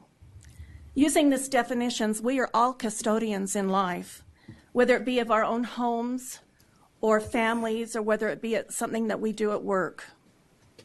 As citizens of Lehi, we are also custodians of our culture and our traditions. It is up to us to be responsible for and to look after our history. I understand that there are many ways of doing this, but I'd like to focus on our responsibility as custodians to look after our historic buildings, the very buildings that make downtown Lehi historic. Our historic buildings are part of Lehi's soul. They create community character, and they give Lehi a heartbeat. They give Lehi a purpose. Lehi needs the old buildings to maintain a sense of permanency and heritage. Without history, Lehi doesn't have a soul, and it doesn't have a character. Once a piece of this history is destroyed, it is gone forever, and it cannot be replaced. While a new building built to look like an old one may be nice, it isn't the same, and the old building is still long gone. How often have you reflected on the fact that the old tabernacle is gone? The words "if only" become a mainstay in the conversation when talking about the tabernacle. That beautiful building will never be replaced. Historical preservation does much more than preserve bricks and mortar. It recognizes that our history connects us to our past, and it provides a context for the places that we occupy. By the mere fact that we live in Lehi, we have a responsibility to know our history and to ponder the sacrifices and the lives of those who built Lehi to make it what it is. And so, as you are discussing what to do with the Porter's Place building on Main Street, I'd like for you to consider the obligation that you have to those who have lived here in the past, as well as to the current citizens. Do you want to keep Lehi unique and make Lehi a great place to live, as it really is now? As custodians of Lehi, you must understand the importance of saving our cultural identity. You have that very, very important responsibility. Thank you. Thank you. Do we have any other comments tonight? Seeing none, we'll move on with the agenda. The next thing on our list is the consent agenda. Do we have any questions or anything on the consent agenda tonight? Mr. Mayor, I'll make a motion if you are ready. I'm ready for a motion. Mr. Mayor, make a motion that we approve the consent agenda as presented. I have a motion by Chris to approve the consent agenda. Is there a second? I'll second that, Mr. Mayor. And I have a second by Paul. Do we have any questions on the motion? Seeing none, I'll take a vote on that. All those in favor say aye. Aye. Aye. Any opposed? That passes unanimously. Thank you. Okay, on to our regular agenda items. We have our first item is item number 4, and that is amending the Lehi City Code, Chapter 1-6-4, clarifying compensation for elected officials. And we will have a public hearing on this. Do we have somebody to present this? So this is just a follow-up from our discussion in our work session. Really, it was me seeking clarification from the council as to their intention back in 2008. I know most of you, or many of you, were not on the council at that time, but in seeking clarification to distinguish the difference between merit-based increases and cost of living increases. And whereas elected officials don't sit for an annual performance evaluation, you can only receive cost of living increases. So again, it's kind of semantics, wanting to get clarification there. And we have language proposed that would clarify that, helping us not have to visit this again going forward. Okay. This is open to a public hearing. Is there any public comment, any questions in regards to this tonight? Anybody would like to speak towards this? Seeing none, I'll close the public hearing. I'll bring it up here to the council. Council, opinions, considerations, anything you would like to discuss? Make a motion. Okay, just if I see no other comments or no questions. I think we had a pretty good discussion on it during our work session, first session we had with you. So, yeah. Okay. I will take a motion on item number 4. Mr. Mayor, I make a motion that we approve Ordinance 02-2018, amending Lehi City Code, Chapter 1-6-4. I have a motion in regards to this ordinance. Do I have a second? I'll second that, Mr. Mayor. Motion by Chris, second was by Paul. Any questions regarding the motion? Seeing none, I believe I need to do this with roll call. Is that correct? Yes, and I should have. I normally. It's okay. My mind is just gone today to the vacation. Normally, I give you a piece of paper so you can just mark it down. I'm happy to print one of those up for you. You know what? This is my first meeting. If I make a mistake here, I would think that that should be. me. No, I think it should be fully acceptable, right? It's my first full meeting, so that's okay. We'll start with Johnny. Johnny? Yes. Paul? Yes. Mike? Yes. Paige? Yes. Chris? Yes. That is unanimous. Thank you.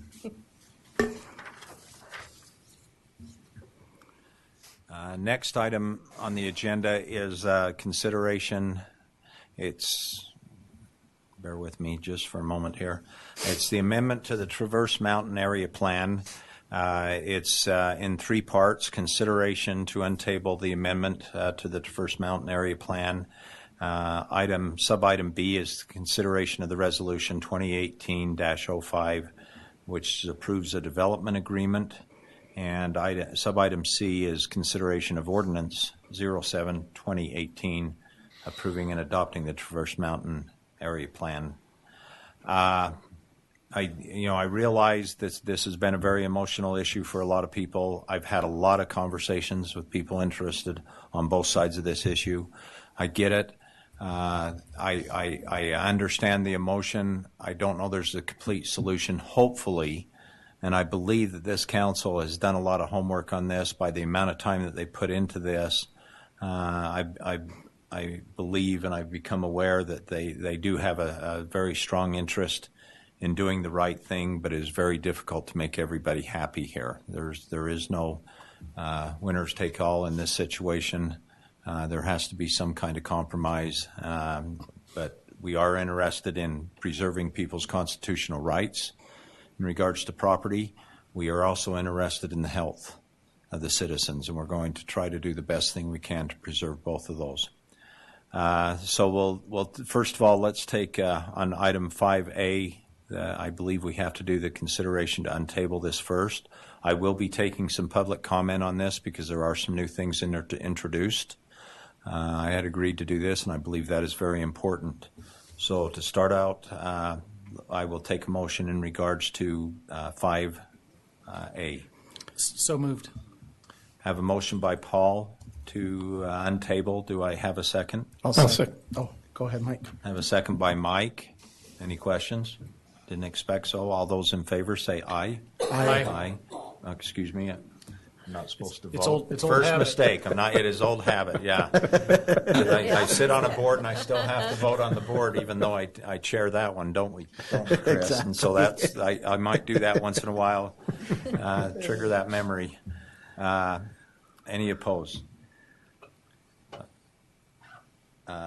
Seeing that has been untabled, and the next item is the development agreement, and that's 5B.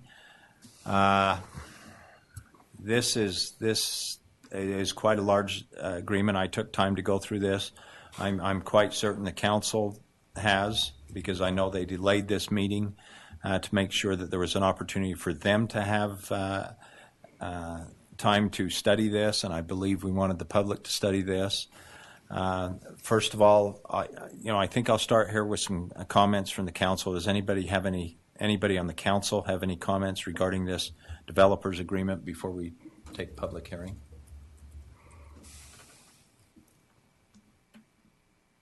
Ryan, do you have anything that we need to discuss on this? No, nothing's come up since the last meeting, either feedback from the developer or from the council. I think we got one email from a resident who would probably speak to one of the provisions of the development agreement, and then had another concern about the area plan amendment itself. Okay. But that's the only feedback that I'm aware of. Okay. Anything from the council? Not seeing anything from up here, I will open this to public comment. If you have a comment, please come up and state your name. Hopefully, this issue's been heard a lot by this city council that's up here. So we hope there won't be a lot of repeating if there's a lot of comments. So please listen to those in front of you and just let us know if you agree with them or not. If it's been Mayor, said just earlier. real quick, are you talking public comment on the resolution of the development agreement between this is on TMTH and the city? Yes. At this point, and you'll hold off on public comment on the area plan amendment until after this? That is correct. Okay.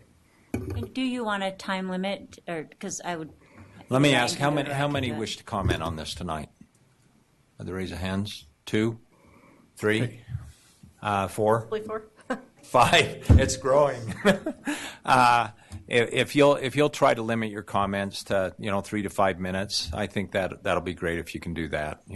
I don't want to turn the timer on. So let's go ahead and take your comments. Go ahead and come on up. Can we combine our comments on both issues? I mean, if you want us to get up 2 times to address. I'm just trying to figure, split it in half or just address. I think that's appropriate.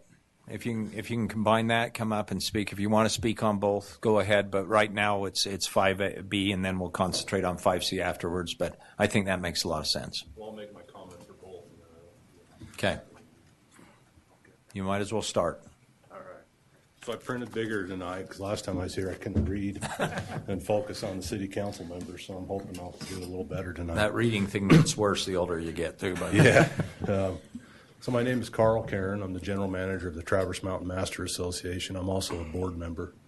I'm speaking on behalf of the board tonight. We have 4 of us here tonight with 1 absent, and it's possible that one of the other board members may get up if I miss something, but I'll be brief. I believe the city's approval was based on inaccurate facts and misleading representations. If you look in your packet, there's a spreadsheet in there that shows that TMTH has an agreement with Toll Brothers to receive approximately 1 million yards of dirt into Central Canyon, which we have no knowledge of that agreement. And in fact, I've personally spoken with Toll Brothers, and they have no agreement with TMTH, nor has the project manager even had any discussions about receiving that 1 million yards of dirt. There was another representation that TMTH would be able to crush 750,000 yards of material on site. They can only crush what they can self-consume, and to our knowledge, there's no agreements with any other developers in Central Canyon to accept any of that crushed material. I'm a dirt guy. I've been the project manager at Traverse Mountain since 2002. Built Triumph Boulevard. I mean, I did some of my own estimations and takeoffs, and I estimate that they can consume about 32,000 tons, or 22,000 yards. So I think when I came to Planning Commission and some of the different meetings, I think the representation that both concepts were equal in the amount of impact and dirt that was going to be moved, I think is, quite frankly, misleading. And so I just wanted to point that out. And the HOA has offered and would pay for a third-party independent review of the quantities of dirt to actually be moved. To do that, we would need, accurate information, profiles, grading plans, and stuff of both options. But if that's important to the council, we would be willing to pay for that. Our review of the development agreement finds the following deficiencies. Bonding for roads and private park improvements are not required at the proper time. Our concern is that, and stated in our initial letter, is that while all of the benefits of TMTH are guaranteed and assured, the final outcome for the association is not. And our concern is that TMTH is proposing to take 2 acres of a 2-acre private park and move it over to another parcel and then tie the completion of that to 50-lot subdivision, M1. And along with M1 and those 50 lots, comes the burden of an $800,000 park and approximately a $250,000 to $400,000 road. That's outside of the 50-lot subdivision. That creates an undue burden on those lots, and quite frankly makes it almost impossible to build. I mean, there's no way to pay for it with that subdivision. So, just real quick, this is the TMTH and the HOA development agreement? Well, it's in the city's agreement. Okay. Yeah, it's specifically addressed in the city agreement. Okay, thanks. So what we would request is, if this is approved, that there be some trigger or mechanism put in place. We know that until money starts flowing, it's tough to come up with the bond. But we would ask that before any contributions are made to the church or to the school, that bond be put in place. Our fear is that we don't know. I mean, we know who TMTH is, but we don't know. They're not Ivory Homes. They're not Perry Homes. We don't understand what the financial backing is. And we look at, Road B, I think it's Ravencrest, and the park. Those could be almost $2 million in improvements. And we think it's important that mechanisms are put in place to make sure that the money is available to build those after the dirt's gone and after the dedications have been made to the church and the school. So we would ask if the city has reviewed TMTH's financial statements, and if they understand that they have the financial backing and capability 5 or 6 years down the road to complete these improvements. I mean, the city's entering into a pretty substantial agreement from our standpoint, and we just want to make sure that they have the bandwidth to finish. Another request we would ask is that this property is subject to the Traverse Mountain Master Association declaration. It was recorded. There was a supplemental declaration recorded.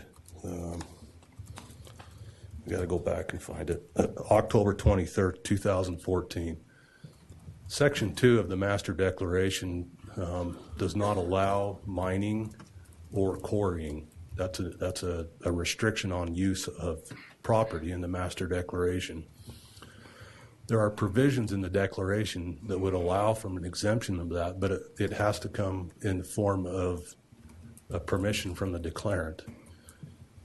Section 1.4 of the area plan, or the master declaration, states that any approval or amendment to the area plan requires city council and declarant approval. So I think that the development agreement should include a signature or a requirement of a letter or some acknowledgement that the declarant is on board with the change to the area plan.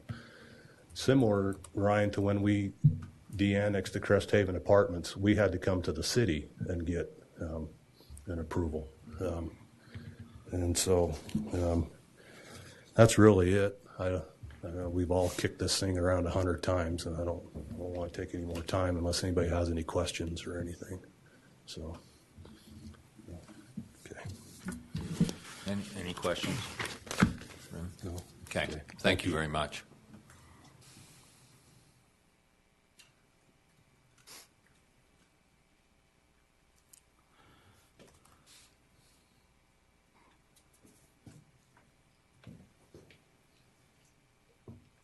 Hi, my name is Angie Parkin.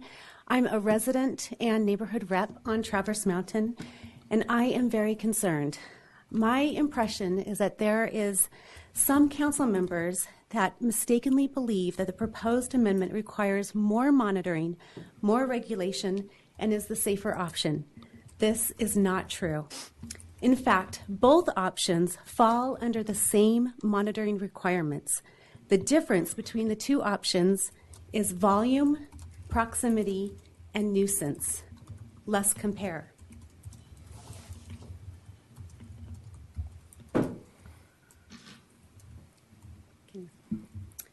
The side on your left is our current compliant plan. Can everyone see? And the side, this is easier. If you could bring it up front, just because otherwise I don't think Johnny will see it all. Yeah. That's perfect there. Yep. Can you see it?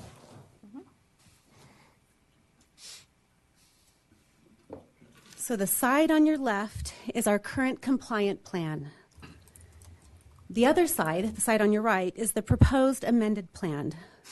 Both plans will water, backfill material, and pre-water traffic areas. Both will limit vehicle mileage and reduce speed. Both have the same standards for air opacity and enforcement, but this is where the similarities end. The proposed amendment will not cover trucks and other means of conveyance. The proposed amendment will actually transport material towards residents, not away, such as in our current cut and fill strategy. The proposed amendment can be as close as 400 feet from bedroom windows. The proposed amendment will have an open conveyor belt. The proposed amendment will have truck lines running adjacent to two neighborhoods. The proposed amendment will remove and transport at least 2.5 million units more material. Now, how big is 1 unit? 1 unit is a cube yard. Let me show you.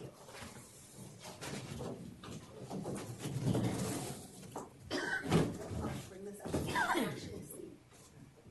Okay. Tape measure. Here's 3 feet. 3 feet by 3 feet. This isn't quite 3 feet big. It's just the biggest box that I have. So you can imagine 2.5 million more boxes is what we're talking about. The proposed amendment will have unmonitored hours of darkness. The proposed amendment will run 12 hours a day, 6 days a week for at least 3.5 years of excavation, export, and exposure. The proposed amendment does not have erosion control. And finally, the proposed amendment does not comply with Traverse Mountain's CC&Rs. Private litigation is a real possibility. True, they did recently add a sprinkling system, and they promised that they would stop if there are sustained winds of over 50 miles per hour for more than 30 minutes. And they also promised that they would report biannually the air quality to the HOA. But it's unspecified how this is going to be monitored and enforced. The bottom line, this does not change the comparison. Health concerns aside, the difference between these two options is volume, proximity, nuisance, and in fact, the proposed amendment is prohibited under the current CCNRs. Thank you for not approving the proposed amendment. That's it. I'll leave the box for you to contemplate. Thank you.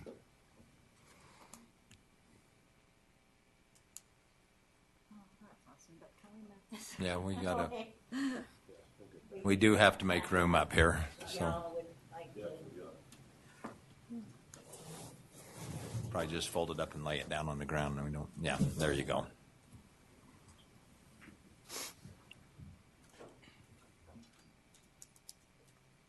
Other comments?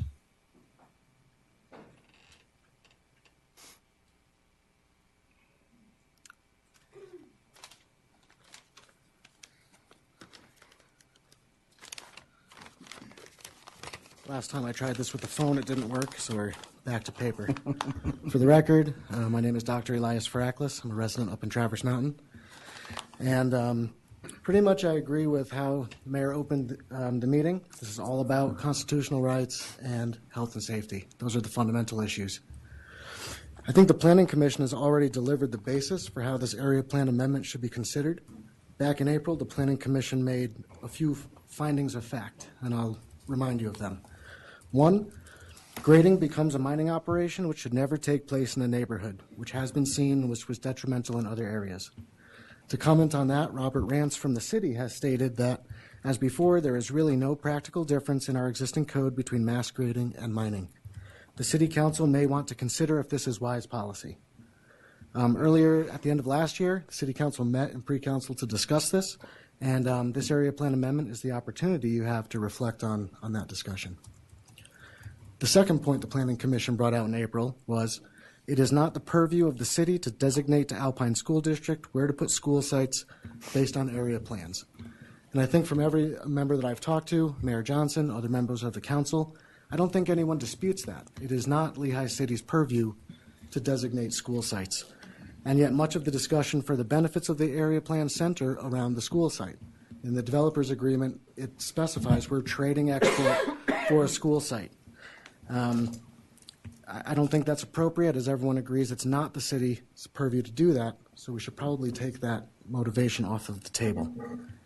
The third thing that the Planning Commission noted was an open conveyor belt system in place for 3 to 5 years. Moving dirt combined with the wind is detrimental to the health and welfare of the residents and/or constitutes a nuisance. This area plan still calls for that. It's still a nuisance. And in all of the public hearings that we've had, all of the other Planning Commission meetings, none of these findings of fact have ever been disputed or overturned. So I think they're very important and they're on the record as what the Planning Commission deems appropriate. Second point, the HOA is not in favor of this. As Carl mentioned, it is in violation of the CCNRs. In addition to a prohibition on quarrying and mining, there's an additional prohibition in Article 2 also against any commercial use of the land. And also there's a prohibition against nuisance. And as the declaration is written, nuisance is defined by the HOA board. So if the HOA board considers it a nuisance, it is a nuisance, and anyone on the properties is bound to stop this. From the previous letter the HOA sent you, they quote that, even in the most extreme favorable outcome for TMMA and our members that we can envision, the proposed benefits do not rise to the level that would justify allowing more grading than what is already detailed in the current Traverse Mountain area plan, especially considering the current mining and mass grading projects that have been ongoing for 10 years, which have already proven to be detrimental to the health, safety, and enjoyment of the members of the association. Moreover, the HOA attorneys have also had a letter. You guys have all read this. And the quote from that is, based on the review of the master declaration, the proposal from TMTH and relevant authorities, it appears that TMTH's proposed use of the property violates the master declaration and should not be permitted.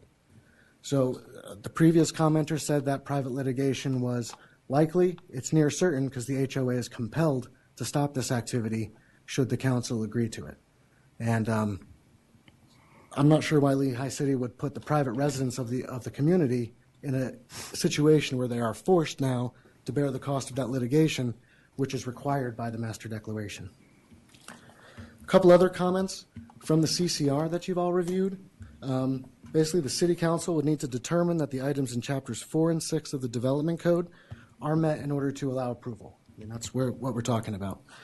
You guys have all read this. I won't read it verbatim. Section 430 talks about consistency with the general land use and consistency with the general plan and adjoining properties, and whether a change in uses proposed for the affected properties will unduly affect the uses for these adjoining properties. Section 650 also talks about proposed uses being reviewed for compatibility within the PC zone as compatibilities with adjacent zones.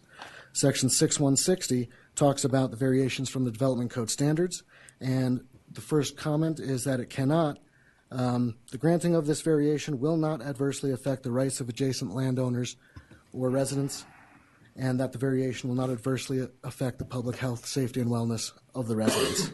So the take-home message from all of these things in 4 and 6 is very clear. The area plan amendment must be consistent with the general plan and its intent and not adversely affect the property rights of the residents. And that's where I started off saying the mayor was right in his summary. This absolutely is a constitutional issue, and it's the issue of the landowners have rights that are protected by Lehi City Code to be protected from nuisance, to be protected from items that do not belong in certain zones. And so we hope the City Council will abide by that. When we look at the general plan, it's pretty clear that the area plan amendment is not in line with either the general plan as it's written or its intent. Tables 5030 A, B, and C list 100% of the allowed land uses in Lehi City for all zones. In none of these tables is an open conveyor belt allowed anywhere in the city. And so if this passed, this will have potentially disastrous consequences on the future planning. Because what you're basically saying is that now open conveyor belts are an allowed use in a residential zone or whatever other zone that you want. And because it's specific, it says right in the tables, if it's not listed in these tables, it's a prohibited use. And so either it's not in line with the general plan, or you're saying that you intend the general plan to include open conveyor belts near houses. So just as a summary for property rights, the amendment proposes a noisy diesel trucking line, route, and conveyor belt to move a literal mountain of dirt right next to neighborhood houses 400 feet away, 12 hours a day, 6 days a week for the next 3 to 4 years. I mean, TMTH has already offered Winter Haven residents money as a stipend to pay for this. They've already admitted in the public meetings that we've had that it will be bad. And the last condition that the council had to list on my review of the CCR is that the granting of the variation will not adversely affect the rights of adjacent landowners or residents. And that's what this is all about. People live there already, the houses are already there, and they have the right not to have this nuisance imposed on them. And this isn't a case where it says the city council should consider a whole bunch of complicated things like we're doing. It absolutely says this will not happen. And that's why this is the essence of this is the nature of individual property rights, and it is up to the City Council tonight to protect those property rights. Thank you.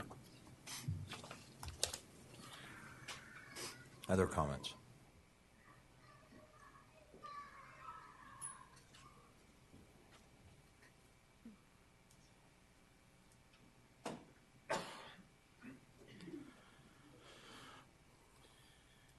My name is Rob Ludlow, and longtime resident of Traverse Mountain, and as you know, is actively involved in putting the 2012 area plan agreement together. And so, wanted to just call out a few things. The first is that the Planning Commission did spend considerable time reviewing both proposals. And the clear recommendation and guidance from the Planning Commission was that there was a clear and compelling advantage to going with TMTH's proposal, that they felt like the health, safety, and general welfare given the added protections of adding Kleinfelder and active dust mitigation from active sprinkler control, as well as avoiding a potential rolling grading operation that's not necessarily time boxed, but could last, for years. That having a time boxed, actively monitored site with sprinkler controls, a conveyor belt which waters the dirt as it goes in to mitigate dust, as well as speed limits, which, by the way, are not required by state law, but will be agreed to as part of this operation, as well as wind cessation triggers, which prevent operation in incredibly high wind situations. I would suggest that you lower it just down a little bit. 55 miles an hour is a little high, but the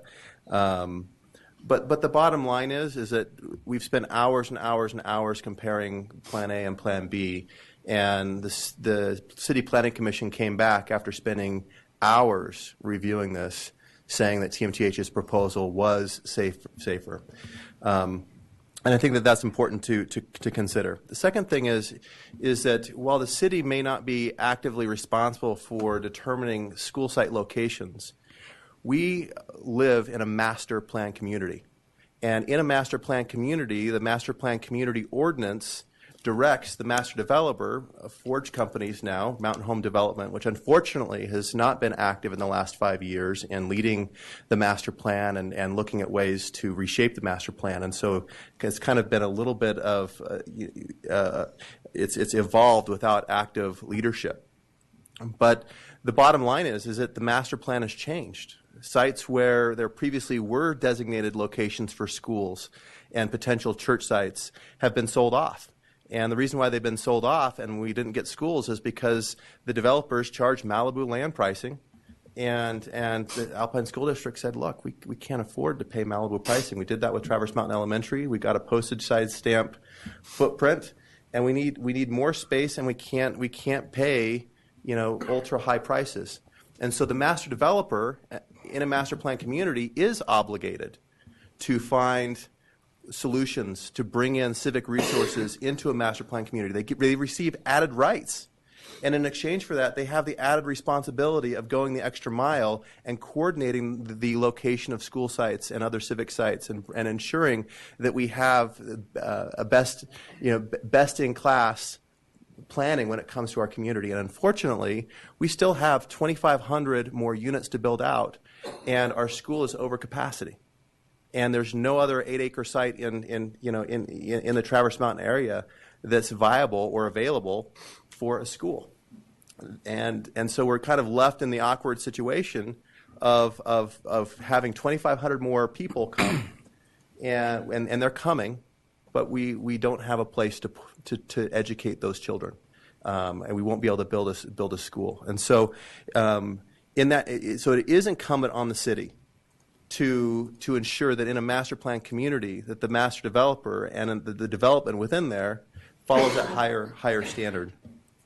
Second thing I would say is that whoever bought in Traverse Mountain knew that they were in a 15-year construction zone. That it doesn't mean that we shouldn't worry about health, safety, and general welfare. It doesn't mean that we shouldn't apply high standards or shouldn't inspect. But if you bought into Traverse Mountain thinking that there wasn't going to be any dust in your backyard, then you clearly didn't look at the area plan, which called for the removal of a 2.5 million ton mountain with Street B going straight through the middle of it. And so this has been on the books for a long time, and I know that there's a lot of frustration and concern, and we need to do this well. But I think it's a little bit disingenuous to come up and say, hey, this is the sky is falling, when this has been on the books for 10 years. And it's just now that we're starting to lay the groundwork for this key artery that will connect West Canyon and the 600 units that will be built in West Canyon to the rest of the Traverse Mountain community. So this is not a surprise. The City Planning Commission found that we have added control with this TMTH proposal. Is the TMTH proposal perfect? No. Are there some things that we could do to enhance it? Yes. My recommendation would be to give the HOA a week to sort things out with the developer. So approve it and sort it out. If we need to figure out a little bit, fine-tune the timing of a surety bond to make sure that the HOA is covered, great. Let's sort that out.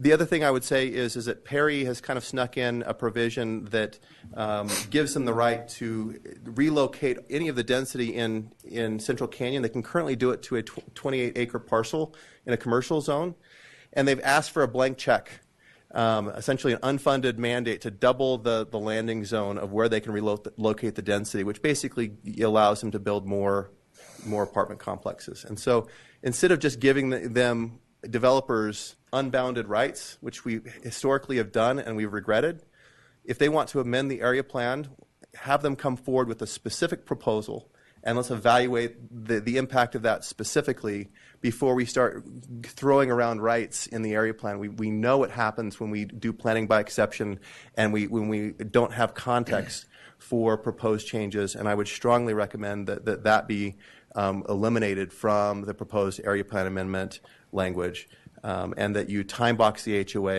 and if we need to sort out a handful of final issues, great. Let's do it in 7 days. We can do it, and let's move forward with getting land for a school, which is desperately needed. Thank you. And Mr. Mayor, just to clarify, Mr. Ludlow, you're talking, when you say 7 days, you mean 7 days to give the HOA and the developer 7 days to get their agreement worked out. Correct. Okay. No, and in fairness, the city has been, I think, great and responsive in putting the development agreement with the city and the TMTH in place. It's that there are some issues that remain. I think bonding timing is one. Specific nuances of what's needed in and around the proposed private park is another. The HOA needs to be willing to accept, and this is crazy that we've been talking about this, potential of $600,000 that they can then allocate to whatever they want. So if they can't figure out a way to accept $600,000, then I would recommend that the city take it and allocate 100% of it to Traverse Mountain Parks, which are currently underfunded in the current area plan. And then let's move forward. Let's not allow this to be a stumbling block anymore. We've been the first time we came before the city council was in November. So it's time to make a decision. It's time to move forward. It sounds like there are a couple of key issues that need to be ironed out. That can be done in a week if we have motivated parties that operate in goodwill.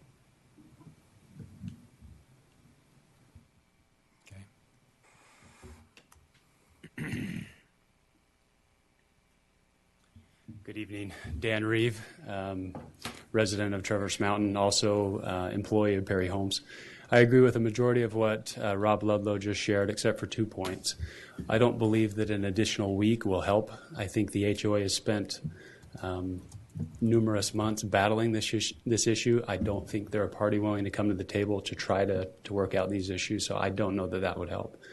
I also take exception of the accusation that Perry has snuck in a provision for this expansion of the transfer area that has been in the proposed language since day one. In fact, it was more expansive, and we have reduced the option to remove density out of West Canyon based on feedback from the residents. So Mr. Ludlow should know fully well this has been a provision from day one. It is simply an incentive to motivate Perry to pull density out of Central Canyon and get it down along SR 92 in the high density residential zone, highway commercial zones where it belongs. We already have the ability, as you know, to pull any density that we own out of Central Canyon to one location. Expanding that area next to the location by Central Bank incentivizes us to pull more out. That's a win for the city, that's a win for the residents, and it is a win for the developer. There's nothing wrong with that. A win for all parties involved, there's nothing wrong with that. So Perry is in full support of this amendment. We too have studied it thoroughly, have worked closely with TMTH to help fine-tune this, and we feel it is an amendment that will benefit the health, safety, and welfare of the residents and definitely be beneficial to the city. So thank you. Any other comments? Okay, seeing none, we'll close the public hearing. One more. One back there.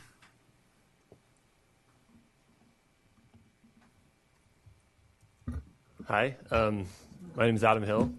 I think you mostly all know me. I was around for the 2012 area plan too. Been here for a long time. Have done this a lot, right? Been coming to this meeting and spoken a lot of times in this forum. And it's funny to me how it's so much the same. We keep doing the same thing we've been doing over and over again for years. We have a plan, somebody comes in with a small parcel, and they want to change the whole scheme of things. And that's what we're doing. Make no mistake, the proposal before you creates a precedent. It sets a standard. That standard will continue. You'll be here again.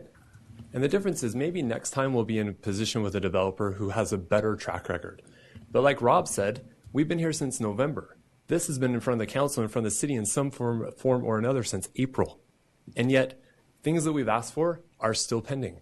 As Carl said and made the point, we don't even know if the dirt numbers are correct. We're still waiting on that.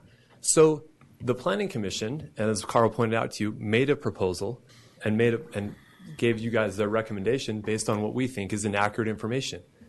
That's still, and I would actually use the word fictitious. I think we're at that point. So that's a proposal, or they've given you information and given you a proposal that is based on something that we can't even make sure is fact. Secondly, we are here with a developer who has proven over and over again that they haven't met timelines in the City Council, for the Planning Commission, for the HOA. The HOA is absolutely willing to come to the table, absolutely willing to talk, if only the small things that we've asked for would actually be done, contrary to what Dan said. We'd be happy to work this out. We have tried. We just haven't felt like we've gotten the response that we need from a developer. So we're here now considering giving a proposal and giving an approval for a developer who hasn't proven that they can meet the deadlines that you have, and now we want to give them the keys to the kingdom to develop this project. I'm not convinced it can happen.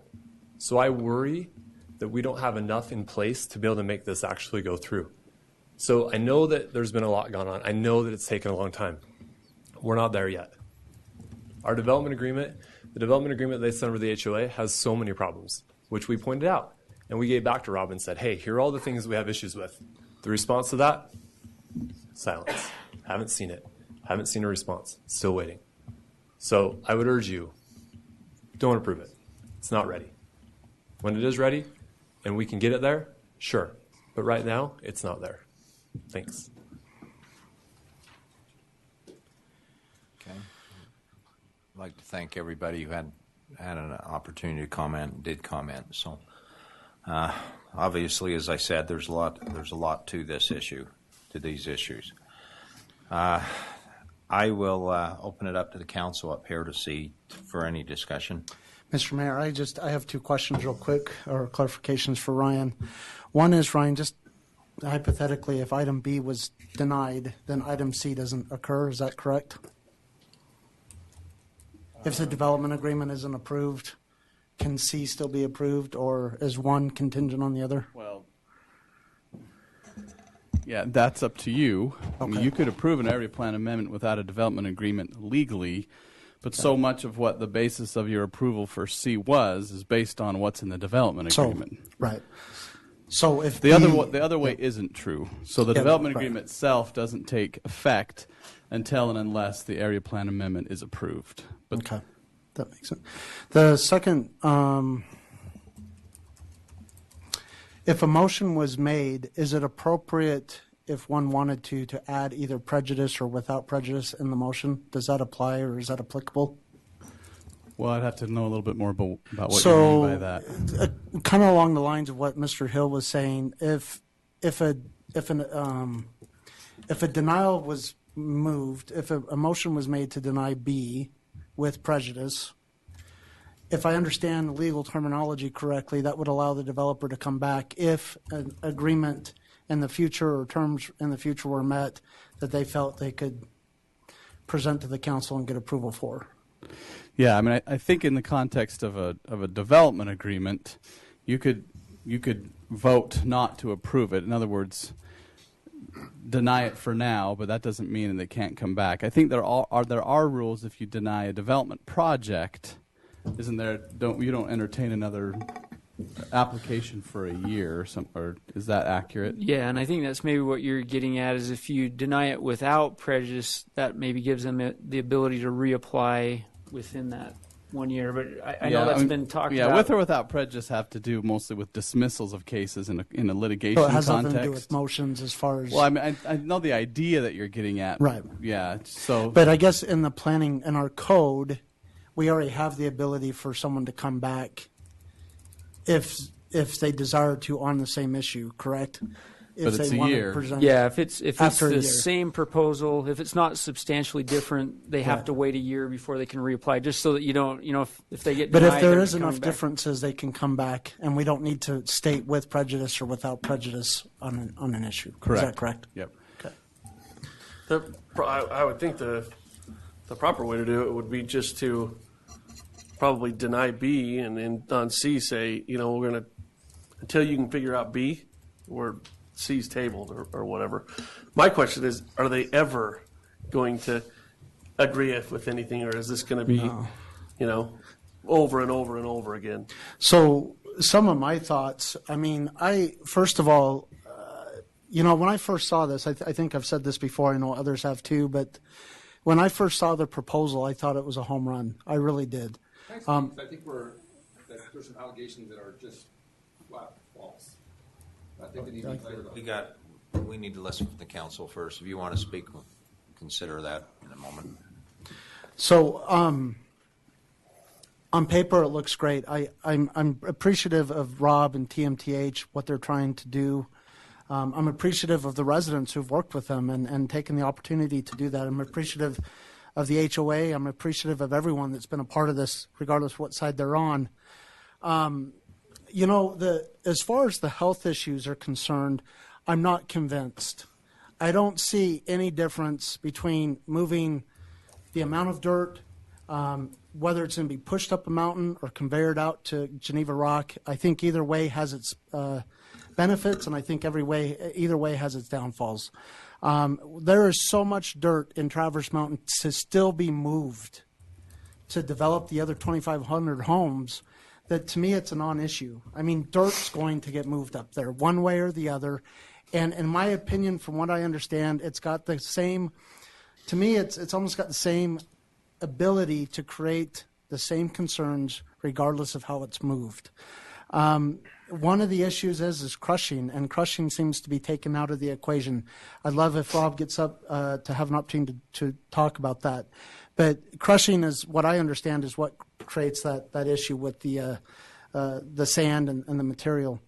The other concerns that I have, though, is the basis of my concerns with this all is what's come up tonight again, is that in 2012, an agreement was made on a revised area plan, something that had been changed over years and years and years since its inception. And when I ran for office in 2013, it was do not change that plan again. Do not change it. Do not change it. And in this case, I just don't see, there's so many different agreements that have nothing to do with the city. They have to do with third parties. And it's evident there are third parties that are not coming to an agreement, which is a cause for my concern flag to go up and say maybe this isn't a good idea yet. I don't want to approve something where other parties feel compelled to take action on something that they may not want to. I don't think it's the city's purview to do that. I do disagree that it's the city's responsibility or any kind of responsibility for us to look out for a school site. That's why we have a school district. That's why we have a school board. That's their job. We cannot hinder a development because of a proposal or some idea that something may happen. ASD is well aware of what the situation is, and yes, this would be an ideal thing to have happen, but it's not for us to put something in place that I just do not know what the unintended consequences are from it. I feel like that there's enough things unresolved that will not be resolved and that it will come back to the city to make a decision on it when it's really not the city's responsibility to do it. I do feel like that the health and safety, when I've talked to the Department of Oil, Gas, and Mining, I feel very strongly that they informed me that in December, a member of Geneva went to their office and was under the impression he may not need a permit. But when they listened to the proposed project, which they just heard very little of, they disagree. They say that there could be a necessity for him to get a permit, which would drag this on even further. And the reason is because they're going to eventually hit bedrock, as I understand it, and they're going to have to blast it. Now, that may be very controlled blasting, but my concern is that there's residents getting a payment to help with cleaning and other things that may occur from the project if amended. But I'm not sure that payment's enough, and I'm not sure that people are going to get enough of them the right people are going to get that. And I think there's enough unintended consequences that my conscience, I just can't vote for this to move forward as it's presented now. So those are just some of my thoughts, Mr. Mayor. I didn't mean to take so much time, but No, thank you. I asked for it, right? Yep. I'd like to hear from the others as well. Paige, anything?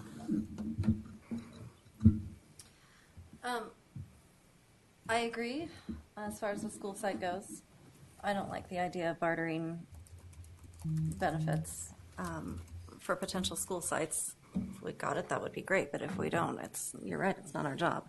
I have concerns about some of the things that have been brought up with residents. I have concerns with the density rider. I don't know that that's something that we want to wade into. I'm concerned about how the parties haven't been able to work together so far. And for me, that's not, you think that indicates that it's not a good idea. For me, that indicates that they just haven't found enough middle ground yet. And I think when people dig in their heels, we don't make progress. I also was originally, and I still am, under the impression that it could potentially be better to have, especially if the crushing happened off-site, things like that.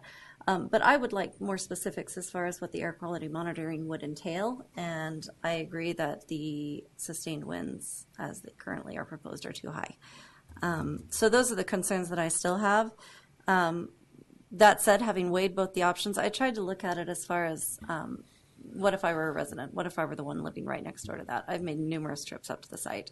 I'm sure we all have, to look around. And I'm not a geologist, and I don't move rock for a living or anything like that. But I've taken a really close look at the area and where it's going to go and what's going to happen with it. And I still think that in the long run, the options that come forth would be better for, in my opinion, for option B if I lived there.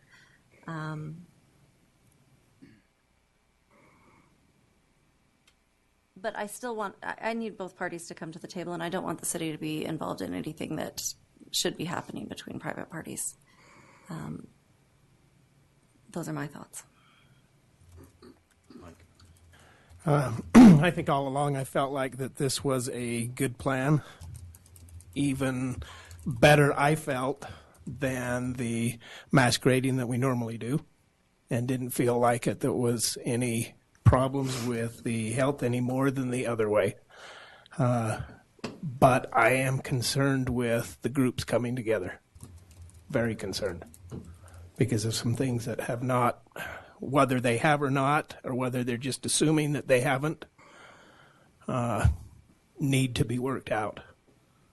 Because I feel like this is something that would be good, but they do need to be worked out before we say yes to this. Yeah, so I understand the hesitation on your part, Chris, as far as not having something solid in place and there being still some gaps there. But with this, I struggle as to why there hasn't been an agreement made with as long. It's been mentioned this thing's been being kicked around since April, and how parties aren't able to come together. And we hear stuff presented tonight for the first time. Why are we not hearing about this beforehand? I've gotten maybe 2 or 3 emails in the last month, and I was one that was fully supportive when I had an HOA board member reach out to me and say, look, we need more time to review this, to table it. And when we had our meeting in December, and there's been a month now, and at least between TMTH and the HOA, it appears as if there's been zero progress. And maybe I'm not privy to progress that has been made. And it would be great to hear from Rob as far as what progress, if any, has been made. But that's frustrating to me. I look at it as, there are a couple things. We talk about not wanting to change the area plan amendment, but the area plan amendment that we did back in 2012 has fundamentally changed because of the fact that we have this bankruptcy issue, and we no longer have a master developer that is actively engaged. And because of that, whether we wanted to or not, we talk about unintended consequences. One of those unintended consequences is that we do not have a master developer looking out for the community up there. So while it should be the master developer's obligation to help and work with the school district to find sites, they're not there. They're absent, and they have been absent for some time. And we as a city, while yes, it's not our obligation, it's not our responsibility to do that. Since I've been in office, it's been an important thing to me, and that's part of why we have the joint working sessions that we have with the school district on a regular basis. Part of why we have Kim Struthers and Rob Smith work so closely together now is so that we can plan together as a city and a school district. Yes, it's not our job to tell them where to build, but we can help them coordinate this, and this, in my mind, falls right within that.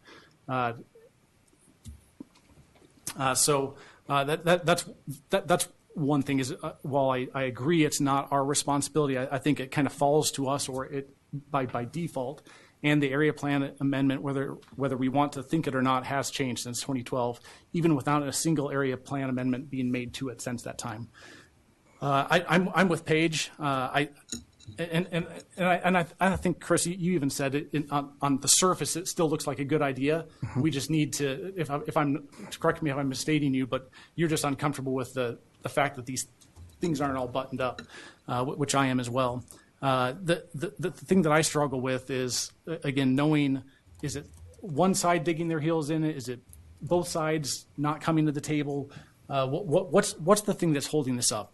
And if it's one side digging their heels in, I don't think it's right for us as a city to say, look, until you guys can get together, if one person is never going to come to the table and never come to some middle ground, then I don't see where it is. Because from my experience and from what I've seen, and I've seen both parties, Rob Clausen has given and TMTH have given just about everything that's been asked of them. I haven't seen it. I haven't seen anything from the HOA where they've said, you know what, don't worry about that, we're good. So in my mind, all the movement has been from Rob Clausen's side, and there's been little to no movement from the HOA side. So that's my take on it at this point. And as far as the HOA agreement, I agree with Rob Ludlow that as far as the $600,000 goes, if an agreement can't be made where the HOA is willing to take that money, $600,000, if that was even needed, and if Geneva wins the contract for the I-15 project, I don't think we even get to that. But $600,000 builds 40 miles of mountain biking trails up there, which would be not only a great asset to Traverse Mountain, but also the city as a whole. Thanks, Paul. Yeah, Johnny. I'm interested to hear from Rob and some of the claims that have been made, but it seems to me that the more, and I'll agree with what Chris said at the beginning. I thought this project looked really good. Why? Because number one, we're going to school site, get a park site. Apparently, we were told we're going to move the same amount of dirt, and but with this new plan, we'd have more monitoring and everything would be looked after. I question that now, and maybe Rob can answer some of that. Mm-hmm. The thing that worries me and that makes my gut kind of crazy is the more issues that we have with this development plan or development agreement and discord between the two parties just makes it that much more hard to swallow. It just makes it so, and again, the city's going to be in a situation where we are going to be the ones that have to figure it out for the both parties. And, I've been here since 2012. I was here before that. And it seems like that has happened over and over again, like Adam said, that the city, we adopt something, the two parties disagree, either the developer with the HOA, and then it comes back to the city and we have to figure it out. And the more convoluted and the more issues that we have with that development agreement, the more chances that it's going to come back to us. And I don't know if that's necessarily what we need to be doing. So But I'd like to hear from Rob. Just real quick, you mentioned kind of the discord and discontent between the two parties. Just a little insight, because I live up there. And I agree. Look, the school district may choose to never build on that site, but lacking that site, I don't see that we'll ever have another school up there because the land is just too expensive. And what we've been going through for the last month or 2 months has torn our community apart more than this discussion has, which is a school boundary realignment.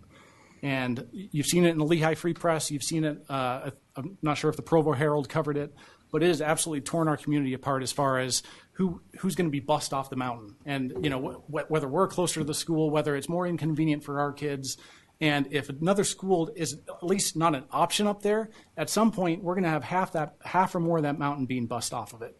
And is that so when you talk about health, safety, and welfare, and when you talk about discord in the community, this has caused more discord in the community since the 11 years that I've lived up there. I've never seen our community battle with each other the way that this has in a rather not a very civil way. I think we've had a more as combative as it's been on this export issue on these two plans. I think this has been a much more civil discourse as a community than the school has been, and it's only going to get worse. And again, it's not our problem to solve the school district's problems. I'm just want to provide some context as to what's going on there now because we only have one elementary school. And like I said, I don't think we'll ever see another one if this doesn't happen. Can I ask you a question before we? So Ryan Freeman, who I understand is the declarant for the community. So my understanding is his company Forge was the master developer. Is that the correct term? The master what? Declarant. What's interesting to me is I understand it. So I've had the opportunity to talk to each member of the HOA board, and I've also had an opportunity to talk to Ryan himself. What Ryan has told me is that he's in favor of this going on, but the board is not. And I guess I'm just trying to understand because it does say in the HOA CCNRs that Ryan would have to sign off. The board would have to come to an agreement. It doesn't seem there's an issue with Ryan as far as what he told me that he would sign off. But I guess it's not just so much that the HOA and Rob have not been able to come to terms. It's to me, I feel like the city's being asked, and we're in a position where we're going to say yes to something knowing that there is not an agreement in place and that there's these hurdles that whether it's our responsibility to broker them or not, we're going to create by the nature of approving this developer agreement and the amendment if it gets approved. And, I believe it was Angie who said that, personal lawsuits are a real option. And I've been told that by several residents and also the HOA that that there will be lawsuits against them if they were to approve this after our approval. Against who? Against them. Against and the HOA? Association, yeah. Because in their opinion and stuff, it goes against the CCNRs. And the CCNRs, it's very clear that there is not to that point, though, if the HOA doesn't approve it, because we can approve this without the HOA's understanding, approval, then what lawsuit is it? And what I guess I would ask is what happens to the project if it is approved by us, but the HOA doesn't approve it or the declarant? Is it my assumption? My knowledge is the declarant doesn't approve it; it's done. But what's the obligation that we're putting onto the HOA inherently because if we approve this? And is it fair for us to do I would that? say, without speaking for Rob Clausen, he would have every right to sue them. I mean, if that's the case, he could sue them just as easily as some residents could gather together and sue them. So I don't think you can compare potential lawsuits. There's going to be potential lawsuits with anything that we approve. And I guess the other thing, and again, I'm just voicing my thoughts. Sure. And Ryan, maybe at some point you could weigh in on your interpretation of the CCNRs and whether what Chris is saying as far as the declarant and the HOA needing to approve it to move forward, if that's your interpretation as well. You don't need to do that now because I'll well, it's just finish. I guess in my ideal world for this to work, what I wish would have happened, and I know it's not my will that happens, but it just seems like we're putting the cart before the horse. The city, if we approve it, then there's all these contingencies that have to fall into place. And I guess I would rather have seen it where I know Rob and some residents, and they have put tremendous amount of time into this. I'm not saying that no one has, but they have.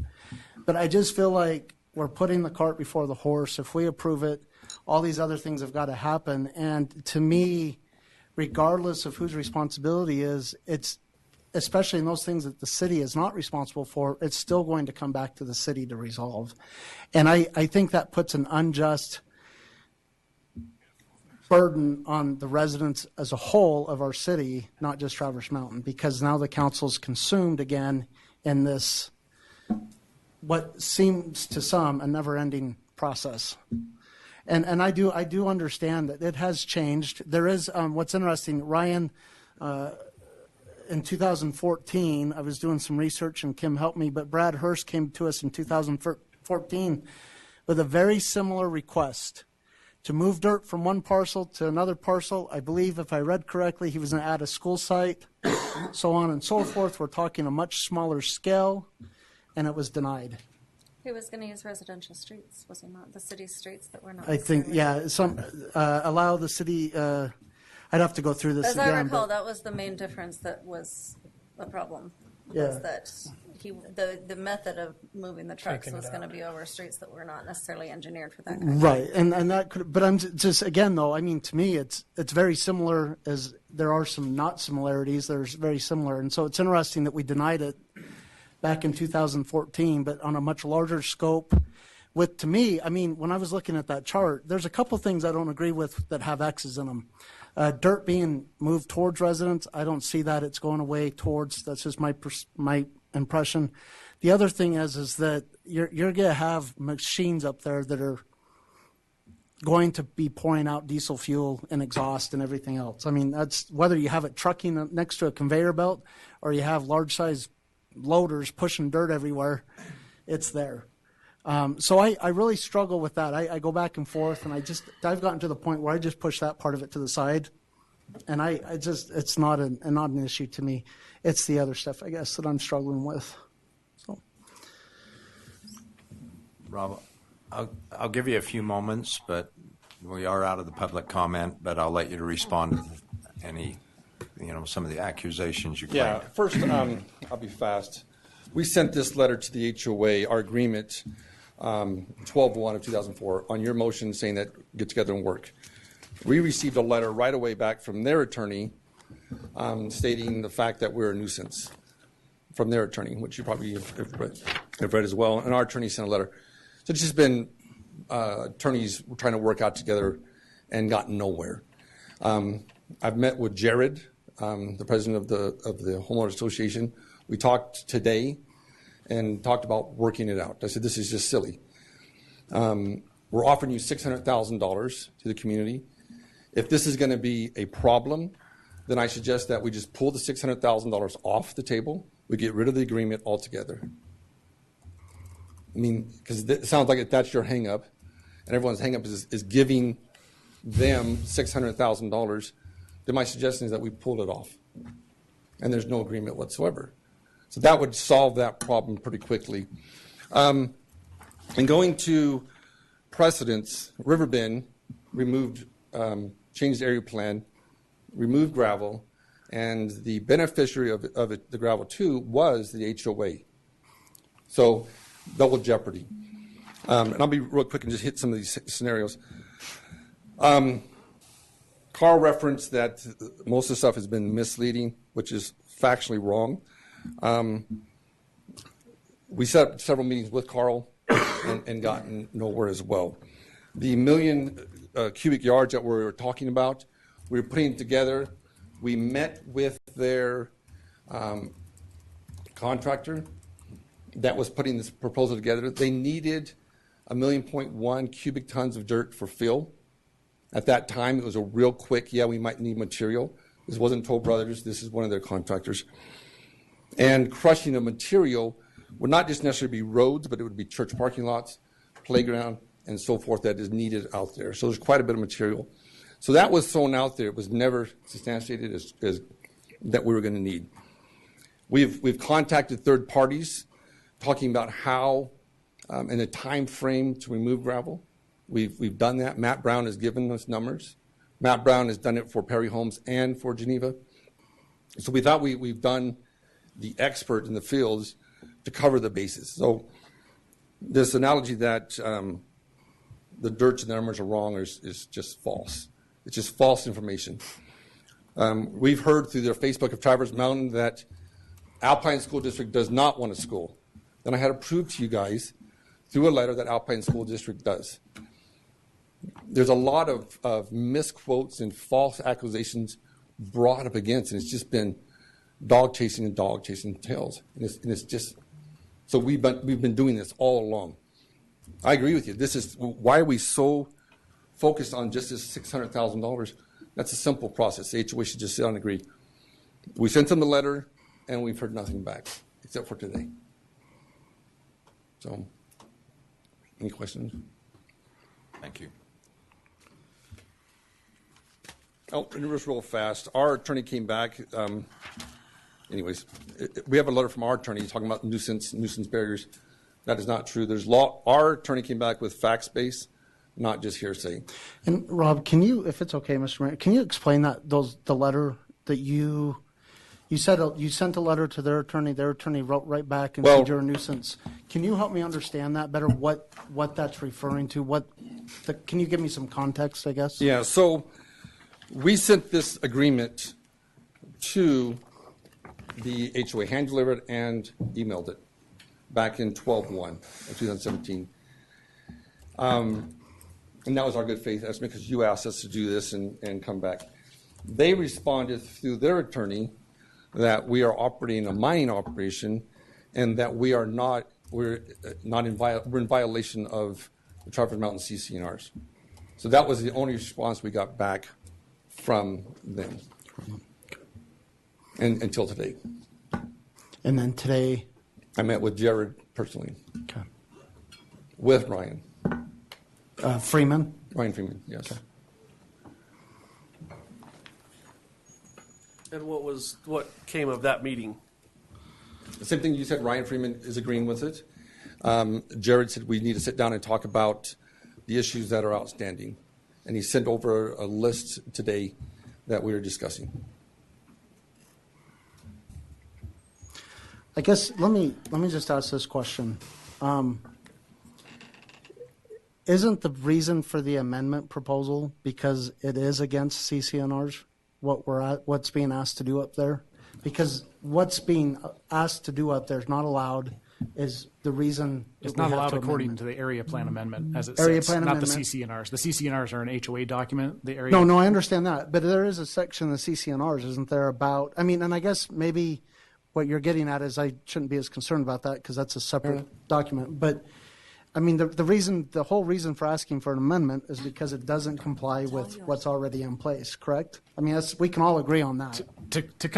But as a city, we don't dictate what the CCNRs are. No, I'm taking it back just the area plan. I understand. So I just want to clarify what we're hearing and what we're being asked for is to change the area plan amendment, which doesn't allow it. Whether the CCNRs don't allow it or not, that's an issue for the HOA to take up with the developer. And it doesn't say in the HOA, it says and the declarant has to approve any such area plan amendment. And there's a problem too that when Riverbend was done as well, there's a lot of issues that we've cleared all those. Ryan has agreed to it, and that's it. So we don't need the HOA's approval for this. We need the declarant, and the declarant has approved it. Or will approve it. Or will approve it. Better word. And then we've worked. You guys have all known this. This is not a light subject. We've worked through this. And there has been a lot of stories out there that are not true. So Alpine School District does want to build there. You guys were told, and the neighborhood was told that Alpine School District does not want to build there. False. So there's, tit for tat. The information that we've given is reliable. Our numbers are correct from an engineer and a third-party verification. So, Mr. Mayor, can I ask a question? Yes. So as I go through the development agreement, there are two provisions that reference this outside agreement between the HOA and the developer.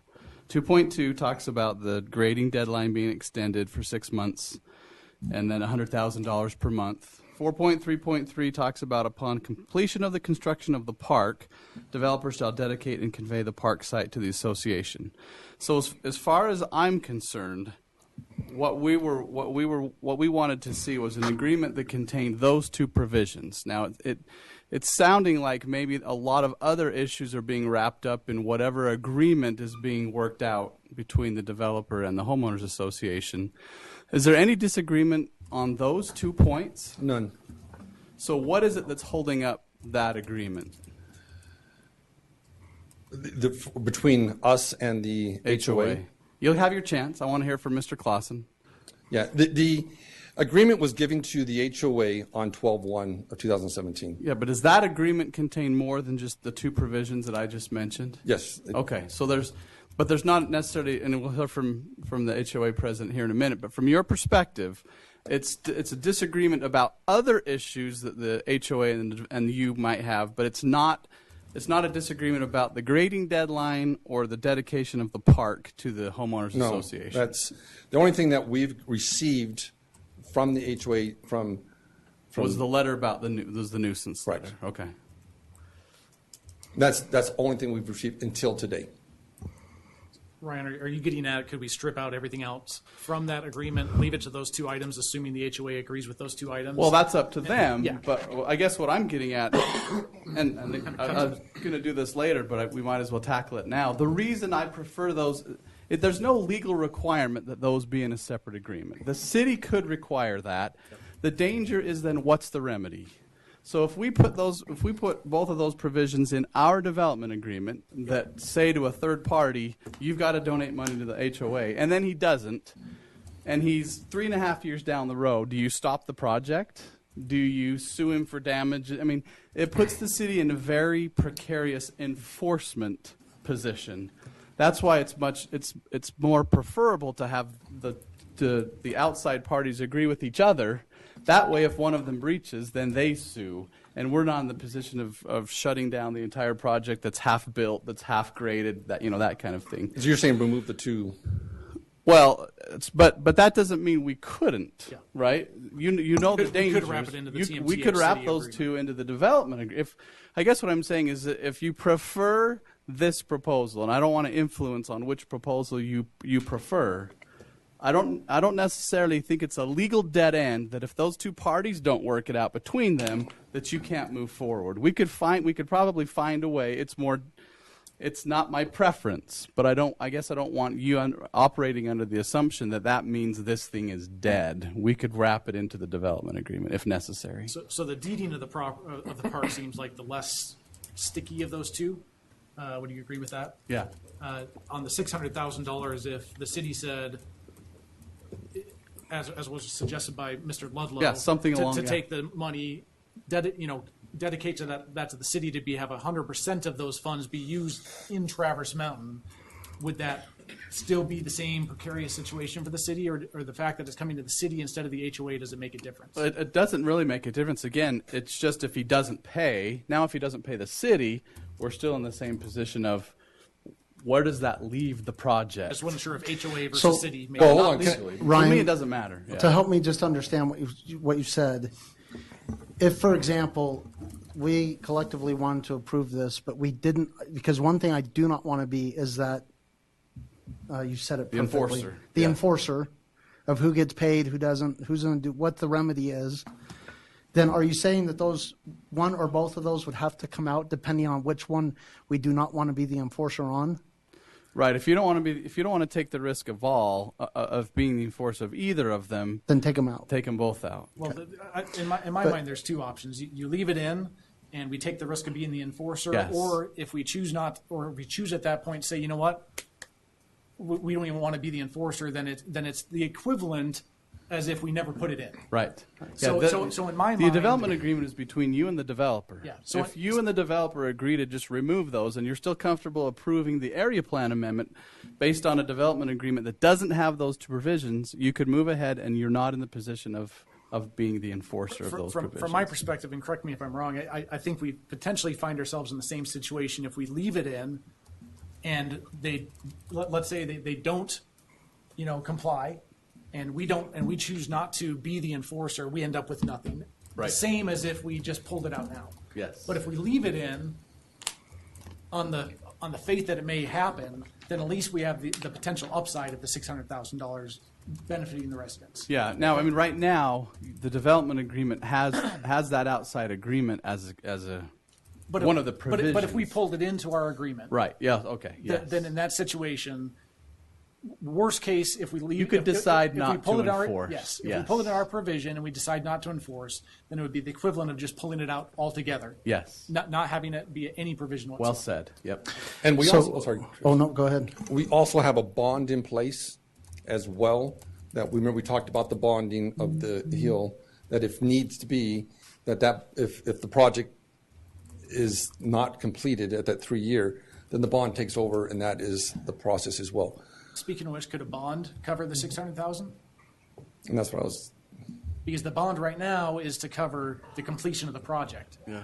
Could the bond encompass the $600,000 payment? That's a good question.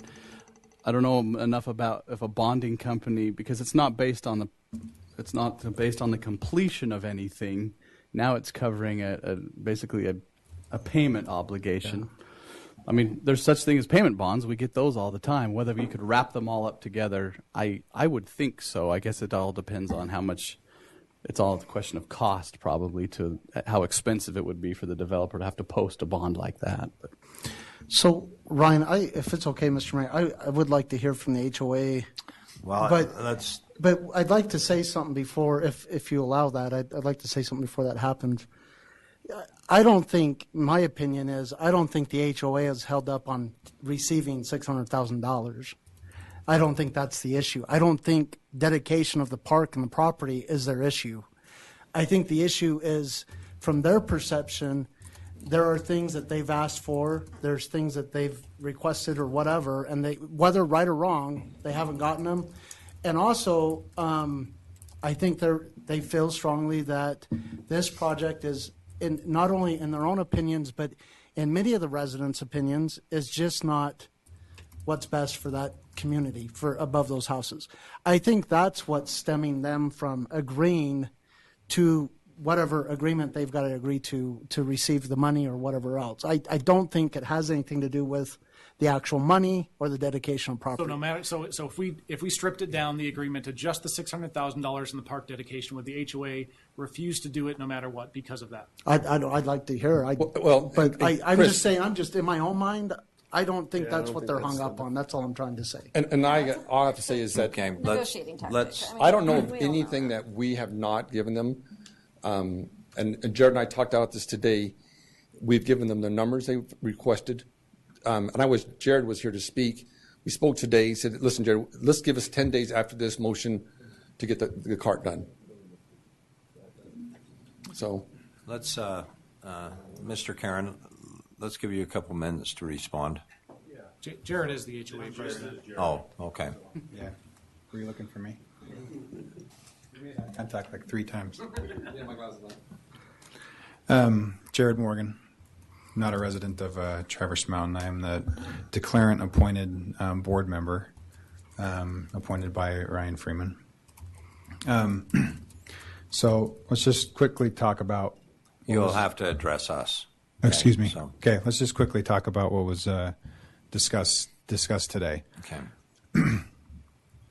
Ryan is the master declarant, right?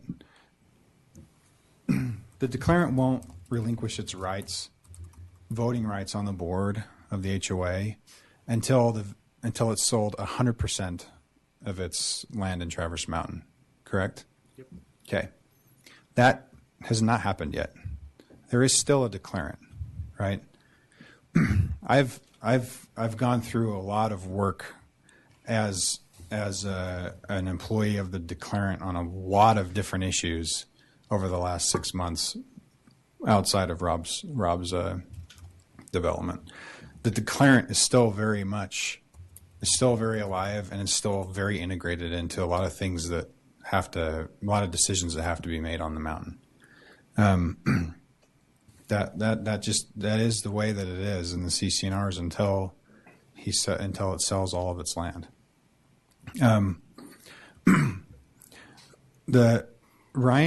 Ryan wants I'll just say the declarant. The declarant wants less density on the mountain. This project gets us less density on the mountain.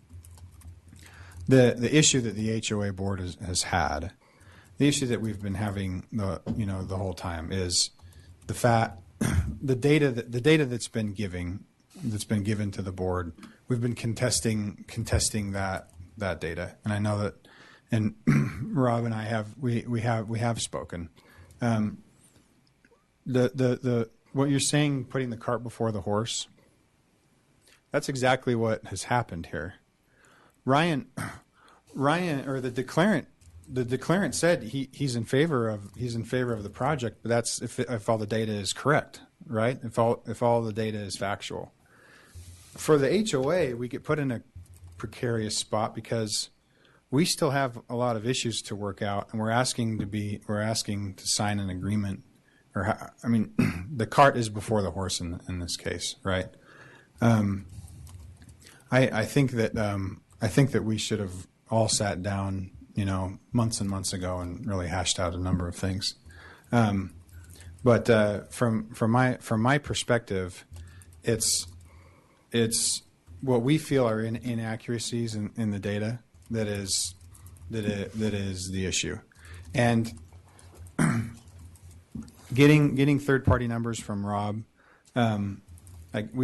There's been some disconnect on these numbers and how they've arrived at these numbers. We've been asking for numbers on timelines and things, and we received them. Yes, we received them yesterday by Rob, right? And so, and then we sat down today and we said, look, we still have a lot of issues that we need to work out.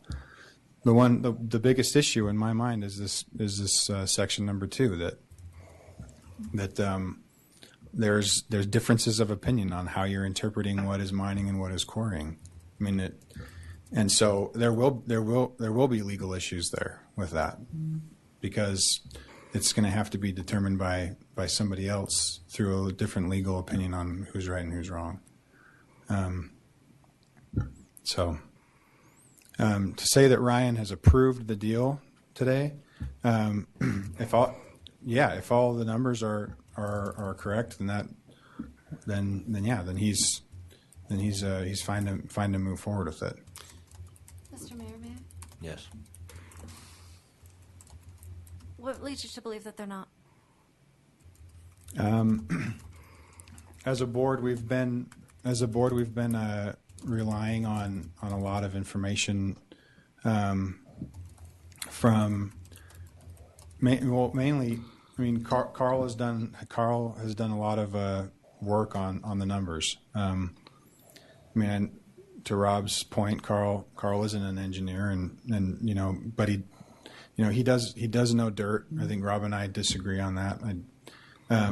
But we've been running our own numbers on dirt and amounts and things, and just still feel like there's a disconnect.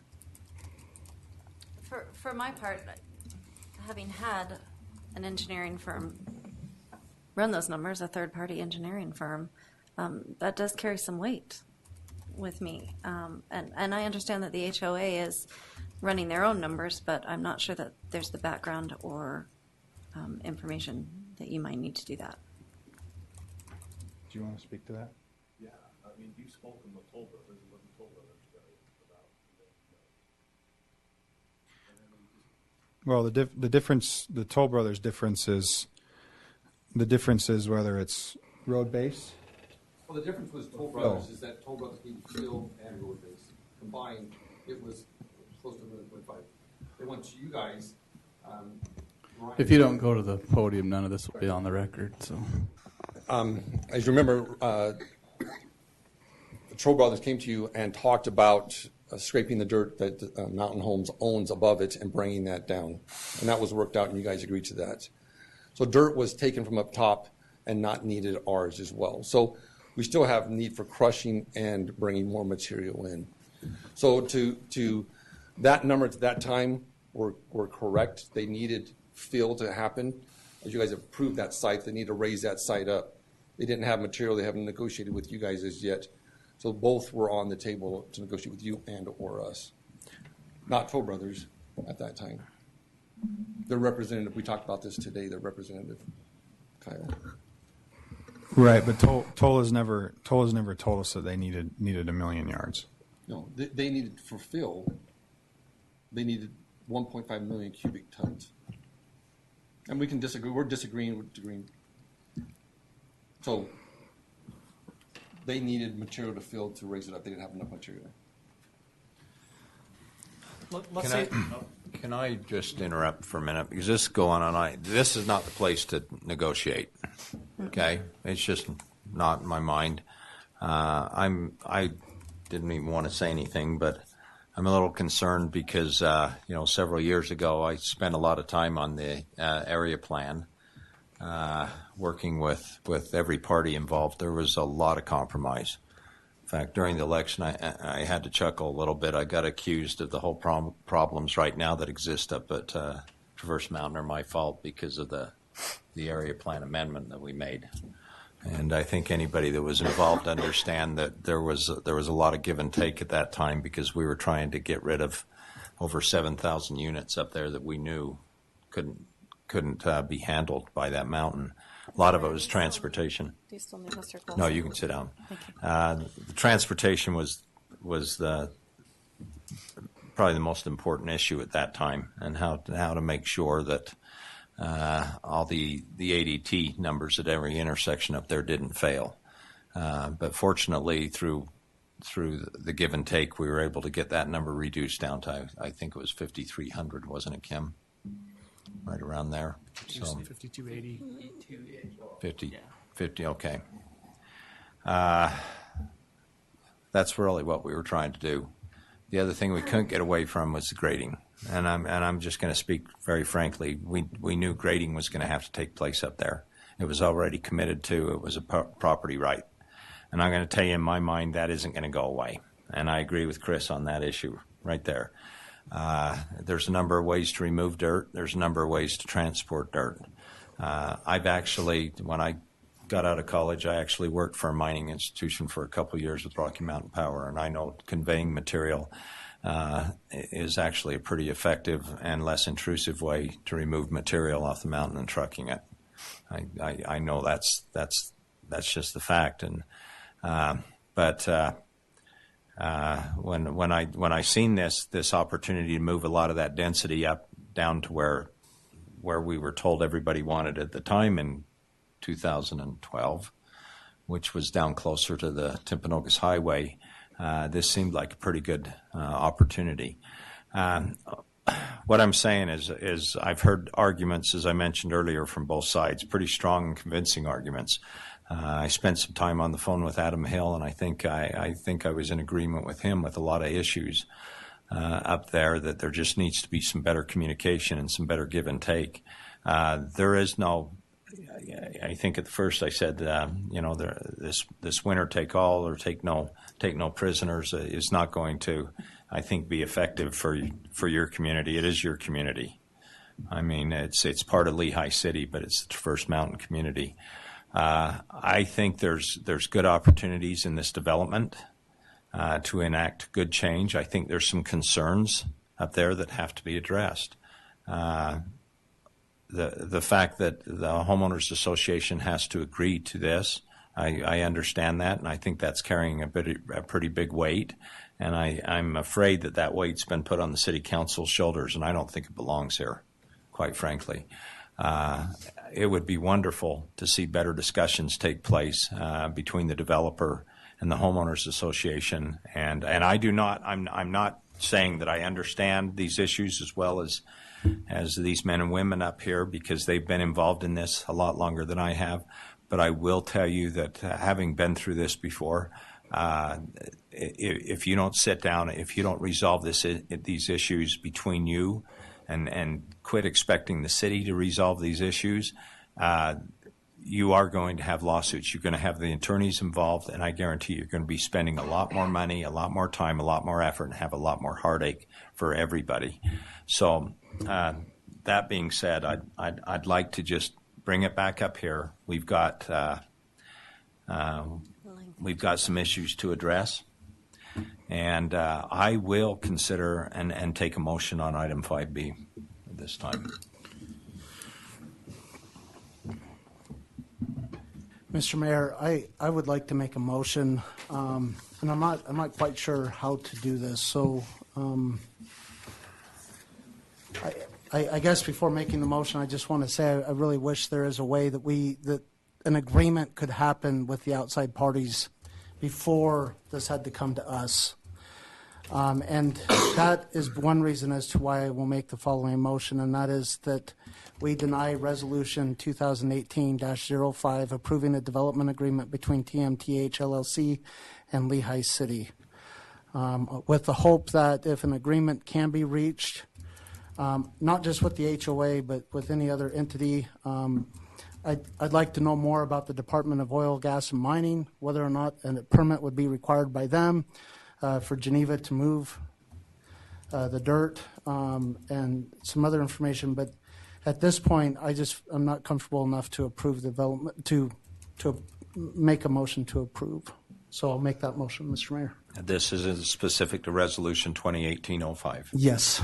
I have a motion. Do I have a second? Do we ask questions after the second? Yes, we have to have a second first, I think is the I'll second the motion. Robert rules. We have a motion by Chris, a second by Johnny. Now I'll take any comments or questions on the motion. So, Chris, at what point, if they can't come to an agreement, do we just throw our hands up and say this isn't going to happen? Or, I mean, what is your thought process as far as how many times we continue to bring this back before us? Well, to be honest, my thought is that's up to Rob, and it's his project, it's his development. Because I guess what's frustrating to me, and maybe I just want to lay this out. I'm probably repeating myself again, but it's frustrating as it's been declared tonight several times that this has been out in the open for several months, if not over a year, and we still can't come to, I mean, on paper, the plan looks so good, and it just makes sense. But yet, it is so hard to even get a consensus on, well, how much dirt's going out? Does the school really get to build a school? Is this going to happen? Is that going? And there's so much back and forth. To me, it's like, you know what? I just assume to stick with what the area plan says right now. That's what was agreed upon. And an amendment only should be passed if there seems to be some solidarity in it, and or unity. And I'm not saying 100% because that's never going to happen. But I just feel like right now that it's just not in the best interest as the city as a whole to move forward with it. It's either keep with the original area plan as is, or if they can come up with something that people can get on board with a lot better than now, then let's take a look at it. And I guess my frustration is, as I said it before, is that, you know, I'm in sales, and in sales we learn about a give and a get. If you give something, you need to get something in return. Mm-hmm. And from what I've seen, and I haven't heard the HOAs dispute it, Rob Clausen has given everything and he's gotten nothing in return. I don't see any concession that the HOA has made where they say, you know what, since you've provided that for us, we're going to give up on this. And so to me, it seems like the HOA is digging their heels in, and they're going to prevent this at all costs. And you have a developer, a declarant in Ryan Freeman that appears to, at least in principle, agree with this, and he wants to see some things worked out. But I just don't see the HOA coming to the table in any real good faith effort to make something happen. Here's another point, if I can just make it real quick. Absolutely. You know, most of the times when items come before us and they meet the zoning laws that we have, they meet the ordinances that are in place, you know, residents can come up and accuse us of killing kids. They can accuse us of all sorts of things. But by law and by the oath that we take, Yep. If the law's on the books and they meet the ordinances and they meet the requirements, we have to approve it. Now, we cannot approve it and risk that they're going to take us to court. But by law and by our oath, if the ordinances are in place, we should approve it, in theory, right? Yep. This is something, in my mind, and this is another component, is that this is something where the residents say can carry so much more weight than in a circumstance that I just described. And I know that there's several that are for it, but I know that there are several that are not for it. And the HOA board, it's not just them coming to an agreement, but I take it that they represent the residents, and they're unanimously not for it. Okay. So we're no longer discussing the Yeah, motion. we've got a motion. Yeah, this. Oh. We have a motion. We have a second. We will take a roll call on this again, I think, because it's a resolution. We'll start this time with Paul. No. Mike. No. Paige. No. Chris. Yes. Johnny. Yes. Okay, that motion fails. I will consider another motion. Mr. Mayor, I'd like to make a motion that we, on Resolution 2018-05, that, well, let me ask a question first, because I think this comes into play in regards to item C. We mentioned that we could potentially take the HOA development agreement off the table entirely and wrap it into this development agreement that's before us right now, which is the TMTH in Lehi City. So in my motion, could I incorporate those things that we discussed? Yeah, I think you would just direct staff and the developer to work out. We need to amend the draft of the development agreement that's before you. So if we can come to an agreement that matches what you're about to tell us, then you could authorize the mayor to execute that. Can I put agreement. a contingency in place in which I say give the HOA and the TMTH a block of time to come to an agreement, and if not, then direct staff to adjust the TMTH and Lehi City agreement to wrap in those two items that are key to this? Sir, would you want it brought back to you to see that final version, or would you authorize the mayor as part of your motion to sign that agreement? And you can do it either way. If you give us that clarification, it'll be helpful. I think I'd authorize the mayor. Okay. And if in discussion the rest of the council would like to have it the other way, I'm assuming that I can revise my motion at that point. Sure. All right. So the motion I'd like to make is that we, on Resolution 2018-05, we approve it. I'm sure how to word this. Conditioned on. We approve it on condition the fact that the HOA and TMTH can come to an agreement within a 2-week period of time. If during that 2-week period of time the developer, TMTH, and the HOA cannot come to an agreement, then two elements we wrap into, then I would direct staff to wrap two elements into the HOA, into the TMTH and Lehi City development agreement. And those two items are the dedication of the park and the $600,000 that I would instruct in this case, it's actually Geneva that's paying the funds, but to have, if the timeline lapses, that we have the $100,000 on a monthly basis as that 6-month extension is used to be paid to the city, and that the city will use 100% of those funds on projects within the Traverse Mountain area. So is that 2.2 from the development agreement and 4.3.3? And then I would also direct staff, and this to me is not critical, but also based on the input that Carl provided, that there are a few things in regards to timing of bonding and whatnot, that in the meantime, while the HOA and TMTH are hopefully coming to terms on whatever agreement they can, even if it's a stripped down version to the key two elements, that city staff look at the request from Carl Karen, the general manager of the HOA, in regards to timing of bonding and the other items that he had brought up that we can incorporate into the agreement. And then once that is done, I would authorize the mayor to sign that on our behalf as the city.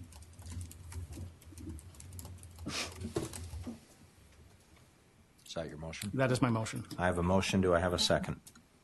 I'll second. I have a motion.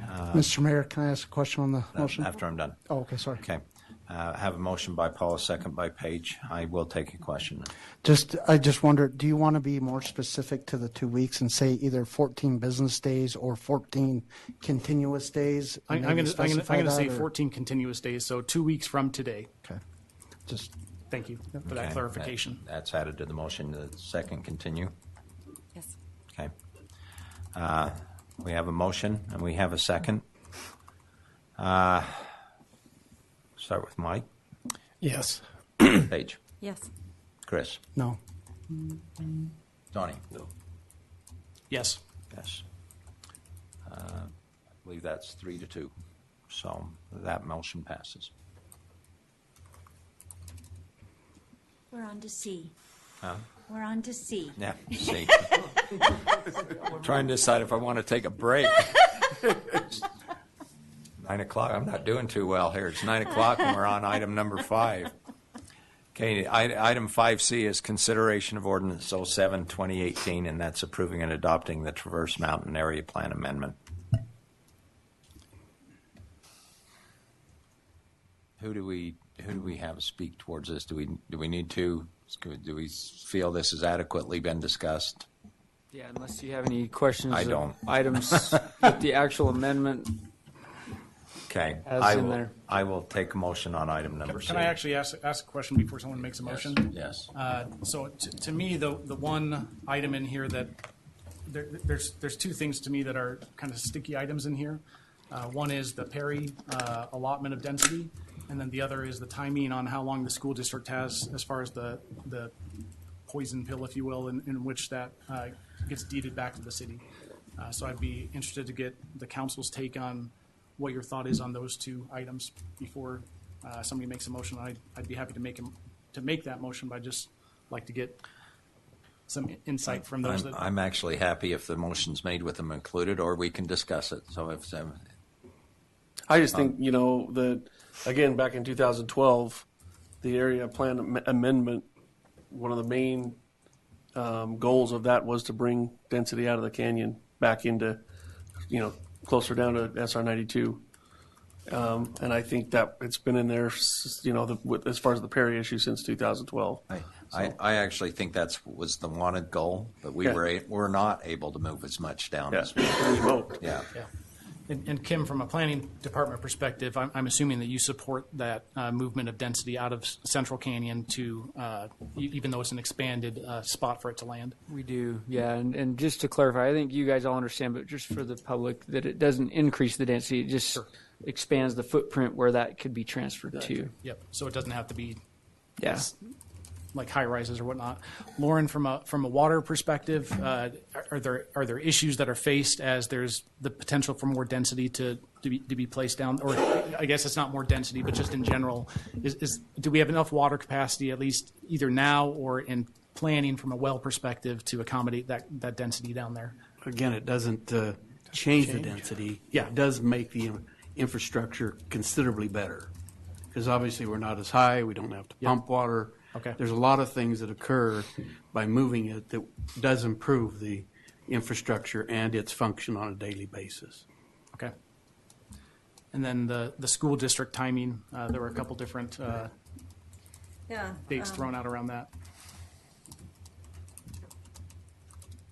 I think if it were, sorry. No, it's done it to 10 years. I don't know that. The timing, I agree. If it were to go forward, it's got to give them 2 cycles. I don't know if that's what and if the 7 years gives them the 2 cycles, the bond cycles, then I think that's appropriate. If it needs to be longer just to get a second cycle in there, I can understand that. But in my opinion, would have to include those 2 bond cycles. Okay. All right. Once again, I'll take a motion on item 5C. I'll make a motion, Mr. Mayor. I move that we approve ordinance 7-2018 with the following conditions. One is on the school site, that it allows for 2 full bond cycles before the school is completed. I'm not sure how many years that is, but I'm assuming that someone in the city can help with the math on that one. I think it's 7 years from now. But just want to allow for full 2 bond cycles on that. On the Perry density, I move that we leave that as it sits in the area plan amendment and allow the expanded footprint for that density to be utilized as based on the input from city staff and the original 2012 amendment of getting density out of the canyon. And to me, while I have some concerns about that, I think that is an overriding success for the area plan amendment. In our last time that we saw this, Paige brought up the idea that, irrespective of whether the school ever happens, there was enough kind of general goodness in this, which I think the density transfer is a piece of that. So I want to make sure that we include that. In regards to that density transfer, as that density transfer happens, I want to ensure that, because we have pockets where there are requirements for the developers to donate certain amounts of dollars. And so as that density transfer happens, if it's not already in the area plan amendment, move that those dollars for that density get paid at the time of the transfer of that density. And that payment is associated with the area that it is leaving to make sure that we don't overrun the maximum amount in any given area that something can occur in. And with that, this is going to be a little convoluted, but since we don't have a development agreement executed or approved without these changes, will you just make that approval contingent on the execution of the development agreement? Yes. I just don't want your approval of C to stand, regardless of whether we ever work out B. Yes. Okay. So what Ryan said. That'll be easier than you trying to. The approval of the ordinance. Contingent on the developer agreement. It's contingent on the developer agreement. Okay. Did you include planning commission comments? And then please include the planning commission comments, any DRC comments, any DRC redline comments, any other comments that I may have missed that are in the notes as well. Okay. I have a motion. Do I have a? Kim has a question. Sorry, and I don't want to convolute this too much, but in the actual agreement that we just approved, it has a specific 10-year time period. So I guess on the school... Yeah, the planning commission comments suggest that it be extended to 10 years. Okay. And so that's how it's written in the agreement that was just approved. I just want to make sure that if we approve the agreement, but then we make a change to the time frame, that we can change it in the agreement. It's planning commission comment 8. I didn't know that was in bold. So we can... Yeah, it actually I wasn't aware of that either. Yeah. So what does it need to be? I just want to make sure that it's 2 cycles. 2 bond cycles. And maybe we even just Say change it 2 minimum and then it's 10 years. Okay, 2 minimum. Yeah. Okay. 2 minimum, not to exceed 10 years. So you'll just include in your motion is the authority to make any changes to the development agreement to make it comply with the Yeah. So with my motion, I add that we we authorize any changes to the development agreement so that it will comply with the area plan amendment. There's not a contradiction. So it's consistent. Thank you. Okay, I have a motion. Do I have a second? I'll second that. I have a motion by Paul and a second by Mike. Do we have any comments on this? Seeing none, we'll start with voting. Paige. Yes. Chris. No. Johnny. No. Paul. Yes. Yes. 3-2 against, or 4. Sorry. That passes. Okay. Mr. Mayor, because I've done this before, would it be appropriate to take a 5-minute break? Well, I'm just. Or I know it's 9:06. Yeah, I would like that. I thought you were going to say no. No, I'm just sitting here wondering if I can make it. If you would almost guarantee you I can't. If you would take a motion, I would make a motion to adjourn until 9:15. I will take a motion for let's not make it any longer than 10 minutes. Please. Yeah, so 9:15. Would that be fair? Perfect. I'm Let's a school do that. teacher. I can outlast all of you guys. Motion, do I have a second? I'll second that. All those in favor say aye. Aye. See you at 9:15.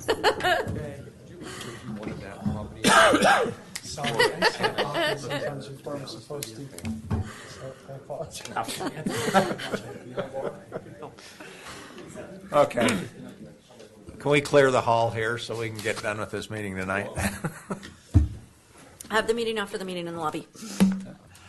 Okay, item number 6, consideration of approval of plat amendment on Sunset Hollow, and this is the petitioners Von Hill. Okay. Sorry, Mom. Thank you for staying. He Hey, thought no. it'd be He needs done. granola bar. You either know or know what not to do after this meeting so far, right? Yes. Hopefully it won't generate the same discussion that the previous item did. We're all warmed up. Was someone going to present, or should I just go ahead? Yeah, go ahead. Essentially, I represent some homeowners on a project.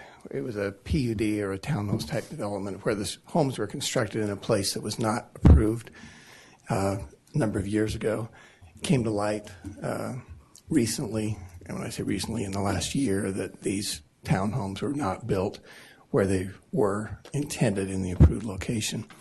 We're now trying to amend the plat so that they will be in their correct location or in the location that would be approved by this plat amendment.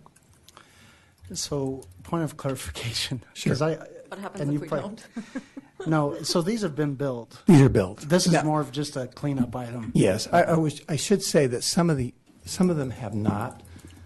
Have not, but yes, the units essentially have been built, and this will allow for the units that have been built to be in a location that is approved, and the new units or the units that will be built in the future could be built in a location that would be acceptable. Gotcha. So we can't just raise them and start from scratch? No. So how does I think I feel that way now. I think the whole lake here was built in the wrong location. so the question is, how did that happen?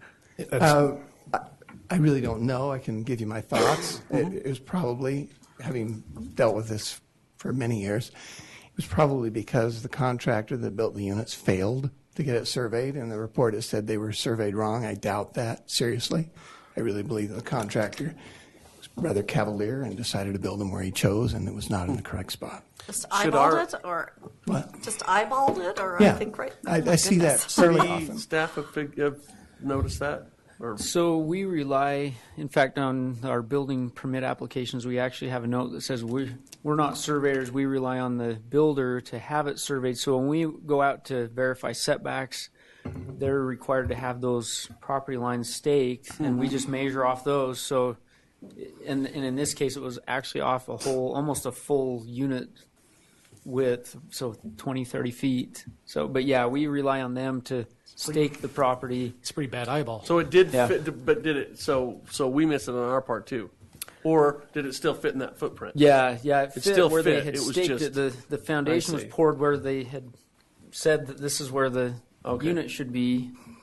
Gotcha. So, yeah, it was just like he said. Probably just it didn't get surveyed, or the surveyor was just way off. No, So. Kim, I work with another city that anytime they have a joint lot line, twin home, townhome or whatever, Yeah. they require certification from the surveyor showing that they've been out and staked it before. The building department will issue the building permit. So it's something we may want to consider in the future. To resolve, yeah. That's fairly common in the cities I work with. How was it discovered? Essentially, discovered by a title company. A homeowner has made some inquiry, and a claim was made to a title insurance company. That's really who I represent or got involved with. Okay. It was a title claim because someone discovered that, oh, my house isn't where I think it is. I think it was. I thought it was. I made a complaint when I was playing golf at Thanksgiving Point once, and I thought I knew where those were going to be. And stuck hooking it around it, and it hit the house. Yeah, could And be. I knew. That's what triggered it. Yeah. So it actually hit a deer. You aimed it perfectly. I don't think you've ever hit a house. Hit a deer. Okay. I've almost hit a house over there though. So this is essentially correcting a situation that's existed for a number of years, and we can move on from here. Do we have? Yeah, do we have, I'm all for moving on. Do we have any other questions for Mr. Hill? That being said, I'll take a motion. Go ahead, I'll John. make a motion, Mayor, that we grant approval of a plat amendment affecting 5 units in the Sunset Hollow at Thanksgiving Point Plat A subdivision, subject to all DRC comments prior to the recordation of the plat comments and DRC general comments. I have a motion. Do I have a second? I'll second. Motion by Johnny. Chris made the second. Any question? Seeing no question, I'll take a vote. All those in favor say aye. Aye. Any opposed, say nay. Okay, you're good to go. Thank you. Thanks for sticking around. Okay, the next item is number 7. Consideration of ordinance 06-2018 regarding a zone change of 0.32 acres of property located 845 North, 5/5 West, changing the zone from an A1 to R2. The applicant here was Patterson Construction. Have any want to come up here and Get your money's worth. yeah? I Might was as just well. going to let you guys go. I think Well, we can. I think don't let Councilmember Hancock make the motion.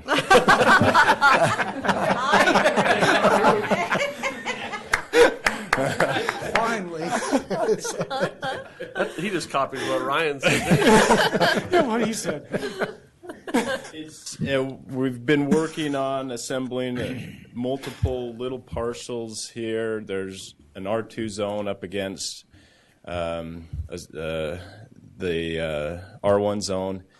This little section's in the R2, but we just want to keep it as the general plan shows. Just very, very simple. Will you state your name? Scott Dunn with Patterson Construction. I know it's late, Mr. Mayor, but Kim, do you? We don't want you to make the motion either. Or ask questions. And there's a 5-2 vote on the planning commission. I had a question. Any That's idea it what too. the two nays were for?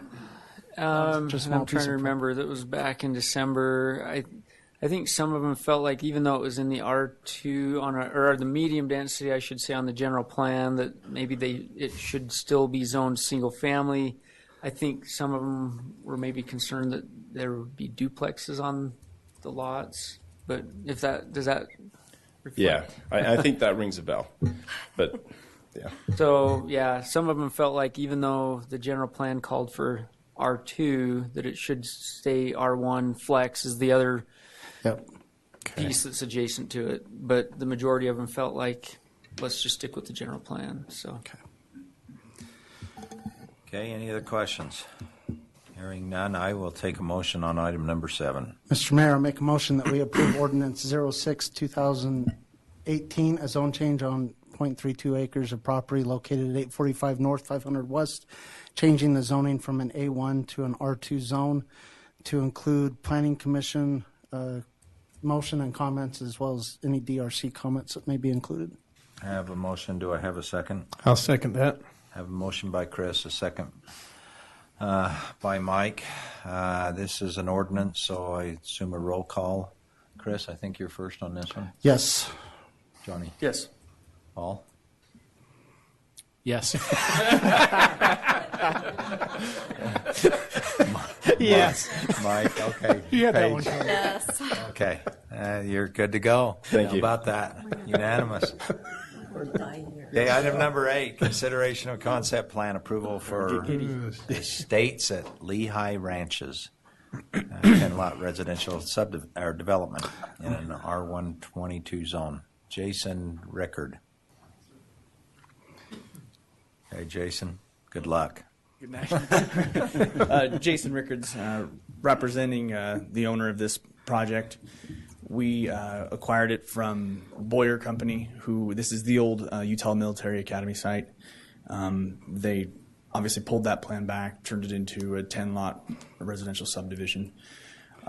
We looked at that plan and realized that there was kind of a road that went through all the way out to Center Street near the corner, and there was another road that was just to the north of that. And after carefully looking at it and kind of looking at what the landscaping was going to be, a single-sided street, even talking to some of the neighbors on the other side, we thought it might be better if we did kind of a cul-de-sac situation there, so we made a dual-sided street, but we would still leave some pedestrian access out to Center Street, knowing that there might be a school on the other side or some other things like that, so that those residents wouldn't have to walk all the way around. Worked closely with staff on it. They had some great opinions and insights on that. We took it to Planning Commission, and the Planning Commission agreed that they thought that was a better plan as well. So it's here before you tonight, hoping that you kind of agree with that it's not an increase in density, same number of lots, just a different configuration. So that's really kind of what we're looking for tonight, and then hopefully with your approval, we'll be back for preliminary and final. Are they smaller lots? They're not. They're roughly around the same. It's just the shape. There were some hammerhead lots with some kind of interesting snow removal easements and other things. We've gotten rid of all of that. It's more of just kind of a traditional, knuckle with the cul-de-sac at the end, and just kind of got rid of all of those sort of things. So I think they were more concerned about depths and things like that, and we thought, well, if we, and they were probably going to sell it to a builder. We're more than likely going to sell these off to individuals who can build with the lot in mind, as opposed to building the lot around a house. That's kind of some of our thoughts. I thought the configuration was really good. Well, thank you. Yeah. So, Was there? The cul-de-sac length, you guys are okay with the exception? You just need to put that in your motion. You're also authorizing a longer, because of the things he's talked about, a longer cul-de-sac length. When we talked to Ross, he felt like it wasn't going to, usually those cul-de-sac links are concerned because of traffic and things like that, and he thought because it's not going to be that many homes really on the end of it, that he wasn't as concerned about it, if I'm quoting him right. That's what I thought he said. No, that's accurate. Do you know if there's going to be any issue from a snowplow perspective with that length of cul-de-sac, and is it big enough at the end to have a turnaround and get it plowed appropriately? It's a normal one, isn't it? As far as the cul-de-sac is the standard diameter. Okay. But yeah, I guess So the- you're just so the saying exception if is for they the push all length. the snow. Okay. You also Is have there- a knuckle to push snow in, so you actually have two locations that would work Yeah. well. And we have other cul-de-sac, obviously most of them meet our standard, but there are other cases where we have longer dead ends, and I don't think there's ever been an issue with plowing. Okay, I'll take a motion on item number 8. Mr. Mayor, I'll make a motion that we grant concept approval of a new layout for the estates at Lehi Ranches, a 10-lot residential development located at approximately Pioneer Crossing and Center Street in an R122 zone, subject to the completion of all DRC redline comments, specifically number 8 that would require an exception to the cul-de-sac length, and Planning Commission comments as well. I have a motion by Johnny. Do I have a second? I'll second that. Second by Mike. Any questions? Seeing none, all those in favor say aye. Aye. Aye. Any opposed? Okay.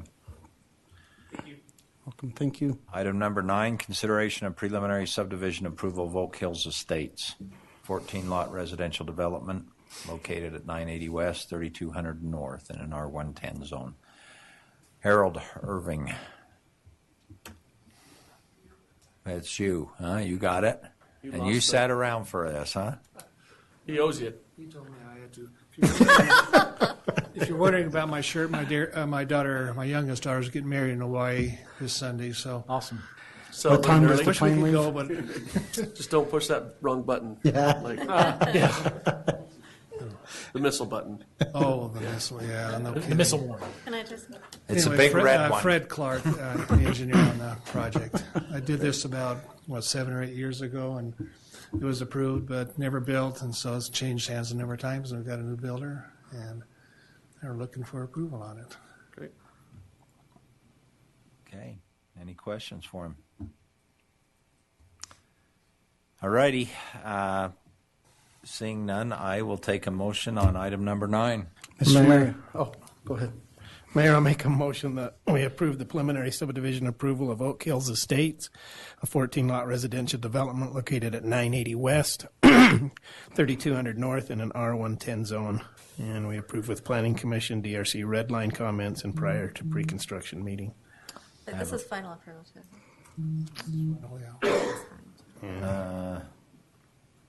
It says preliminary. Says It just says preliminary. Well, preliminary. on there it does. But if you Preliminary look and at the, final. It does take Yeah. final Oh, it should be subdivision and on it. final. Oh, Yeah, that's Okay. fine. really? Boy, Well- 2 strikes. I'll amend that. All right. and Yeah, we we approve had with been final. previously approved, and it had expired, so we're just bringing them both back. For, Okay. Lorna's a lot younger than when it was approved. So, yeah. Okay. I'll make that amendment then, that it's preliminary and final. Do I have a second? I'll second. Motion by Mike, second by Chris. Any questions? All those in favor say aye. Aye. Any opposed? There you go. Okay, thank you Bam. guys very much. Firing on Thank all you. cylinders now. Item number 10, consideration of approval of a plat amendment for Canyon Trail, Phase 1A. This is Fieldstone Homes. We've got to be getting close to the end. There's hardly anybody He's else gone on left. finally there. I'm usually last, so Dylan Young with Fieldstone Homes. Good to see y'all, city council members, and welcome, new mayor. Good to see you. Do you have any questions for me? I can give you just a brief rundown. The utilities in Traverse Mountain, the area plan requirement. Sorry, back to Traverse Mountain. But, yeah. The area plan requires a 10-foot PUE. The city requires a 10-foot PUE, but there's an additional 2-foot PUE that technically is for veracity. The utility construction doesn't really work out that way in Traverse Mountain. Veracity installs in our power trench with the city. And so the 2-foot PUE ends up getting another utility in it. In this case, the gas company is in the 2-foot PUE, which isn't technically a normal PUE. So they've asked us as part of allowing them to install there, that we come and amend the plat to instead of a 10 and a 2 to just a 12-foot PUE. And then we amend the setback as well from a 12-foot setback to living space to a 17-foot to maintain 5 feet of separation from the gas line and any residence. That's the gist of it. There's kind of a unique area around the cul-de-sac too, where the sidewalk ends, that's non-standard, but It's good to hear parties can come together up in Traverse. Enjoy it. At least for now. Yeah. Do I have a motion on this? I think before any motion's given, he has to say PUE 5 times fast. Can I ask one question before we make a Yes. motion? We have a neighboring property owner. We've got about a 5-foot encroachment on our property, and it's all hardscape. We're working with him now to figure this out, whether he needs to change his hardscape or buy the portion of the property that he's encroaching on us from. It would require me to, if he buys the property, it would require me to do another plat amendment. And I haven't talked to Kim yet or Lauren about this, but can we include in a motion to allow staff to approve that amendment rather than come back to city council for a simple lot line adjustment? And maybe I don't need to come back anyways, but. What's your comfort level, Kim? What kind of hardscape are you referring to? Like pavers and just rocks, concrete. He put up a concrete retaining wall that holds up. You don't bring boundary line adjustments. Lot line adjustments, I can actually do those administratively. If it's just between two properties, never mind. It doesn't affect. It's not on the exterior boundary, is it? It is a perimeter boundary of our subdivision. I can still approve them even between two different subdivisions as long as it only affects 2 lots. I can do. What if it's 4 lots? So 3 of our lots converge on his lot. Well, it is just 2 property owners because we will not sell these until we fix it. I think that would still allow me. Yeah. I'll double check. Sorry, I didn't mean to bring that. If you're comfortable with it, Kim, then we could put it in the motion. Yeah, it sounds like a pretty simple housekeeping item. If you want to include it in your motion just to cover. I don't know why. If he thinks he can do it, I think we just move forward. Yeah. Thanks. Okay, I'll take a motion. Mr. Mayor, I make a motion that we approve the plat amendment for Canyon Trail Phase 1A, that Planning Commission, DRC Red Line, and DRC general comments be included. And just for kicks, I'm going to throw in there that the community development director is authorized to make a property line adjustment or a border line adjustment if needed or required in the future. I have a motion. Do I have a second? Second the motion. Motion by Chris, second by Johnny. Do we have any questions? And then all those in favor say aye. Aye. Any opposed? Okay, good to go. Marilyn got that right, just for kids. Item number 11 is a resolution number 4. Intent to annex the Mike Goodrich annexation, a 1-acre property located at 1100 West and 100 North to an R122.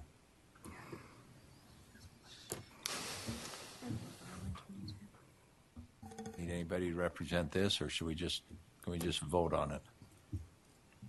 No. Yeah, I think you can still take action. Okay.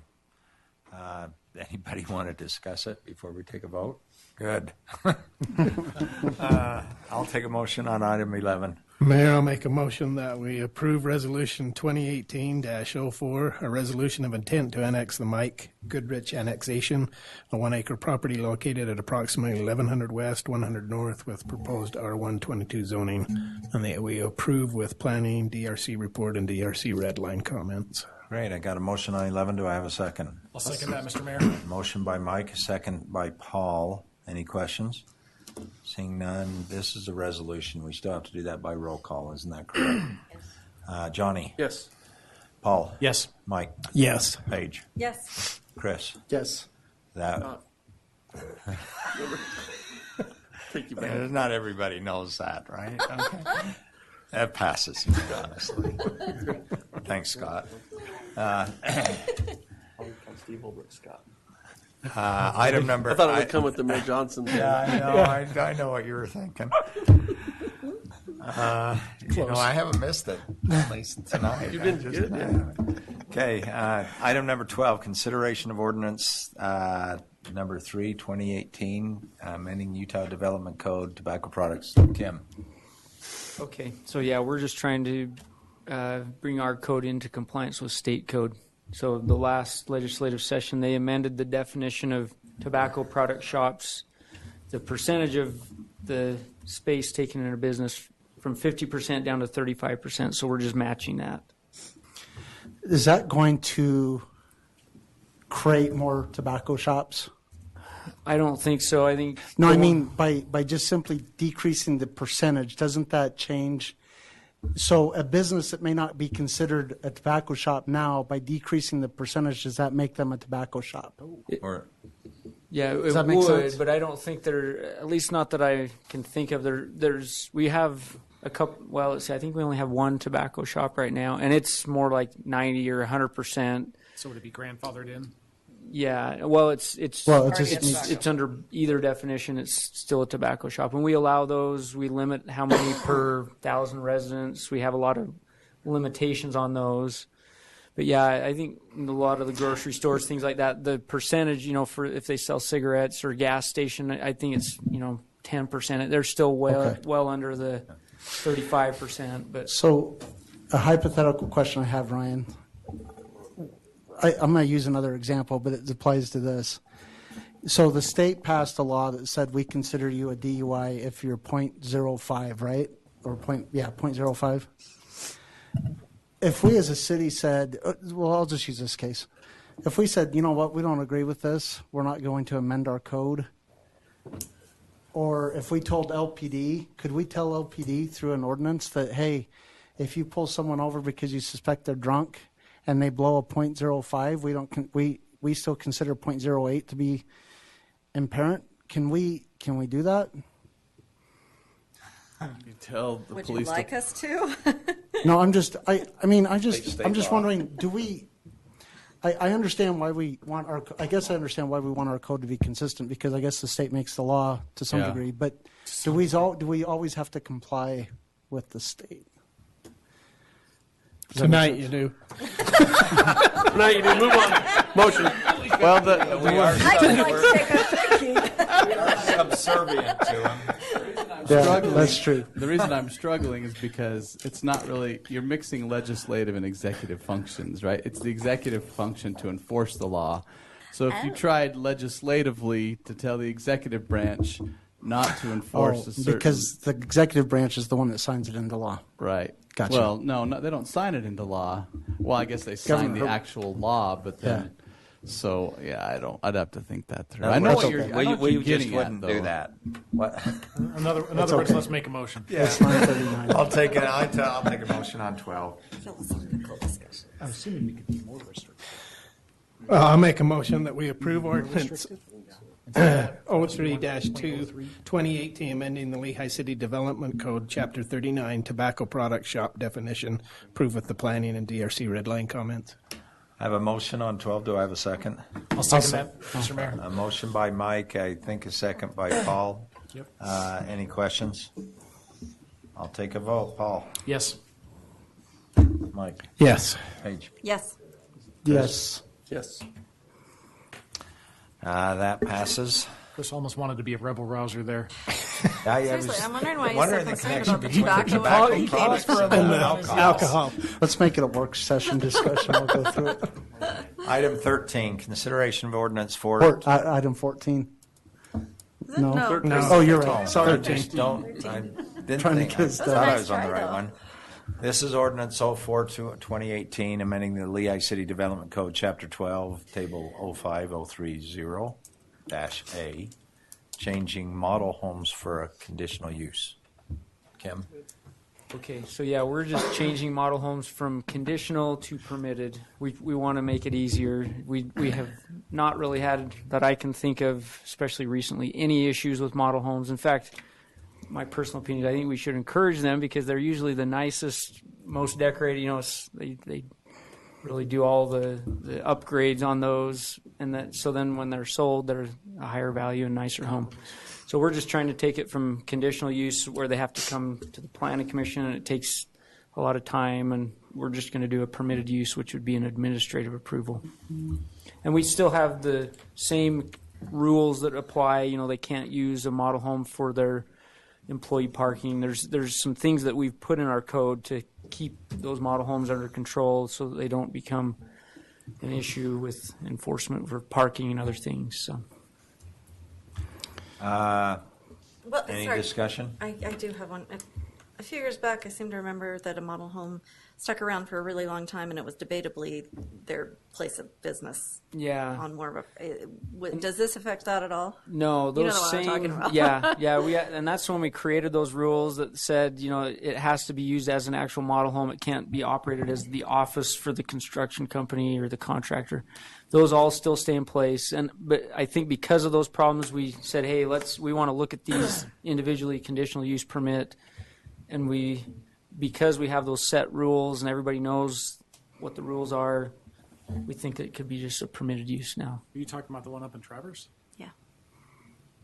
Which still is being used as their office? We need to do some enforcement. I was thinking of the one. Anyways, there was one on 1200 East. Yeah, I was ago. thinking of another one. The roundabout by the Stake Center up there. Oh, okay. They just park in the church. Going up Violetto. But it's definitely not a model home, to my knowledge. Okay.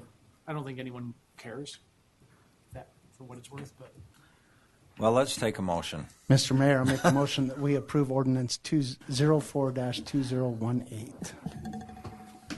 I have a motion to approve. Do I have a second? Second the motion. I have a motion by Chris, a second by Johnny. Any discussion? Nope.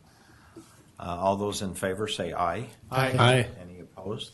That also passes unanimously. Item 14, consideration of ordinance 05-2018, and this is in regards to the Development Code, Chapter 38, TODs. Okay, so we're just making a few adjustments to our TOD ordinance. The two major ones, if you read through that, we're trying to preserve property for stations. And as you're well aware, we're trying to create a transit plan so we can identify where the stations are going to be. But in approving a TOD, we want to make sure that there's actually space set aside for the transit stop. So we want to make sure that happens, and if there's density, other things that we could offer to ensure that property gets either dedicated to UTA or Lehi City, whatever we feel like is the most appropriate. We have that tool in the TOD ordinance to do that. And then the other change, the way it's currently written, we require a full area plan, which, as most of you have experienced going through an area plan process, it's a huge document. We just feel like that's too high of a level of requirements for planning. So we're going to call it more of a land use plan. It's still going to contain a lot of the essential elements that we get in an area plan as far as defining land uses and allowed uses in the different areas. But we feel like we could do it on a much more simple basis, if that makes sense. So we're taking a lot of the requirements out for the area plan and just replacing it with what we're going to call a land use plan. Any questions? Chris, no questions? I got a motion. Okay, I'll take a motion. I make a motion that we approve ordinance 05-2018 and that we include the DRC comment by Kim. I have a motion. Do I have a second? I'll second that. I have a motion by Chris, second by Mike. Any questions on the motion? Hearing none. All those in favor say aye. Aye. Any opposed? Also passed unanimously. Okay. Item number 15, consideration of resolution 2018-01. These must be out of order. Approving. They come into me. I assign those numbers, not.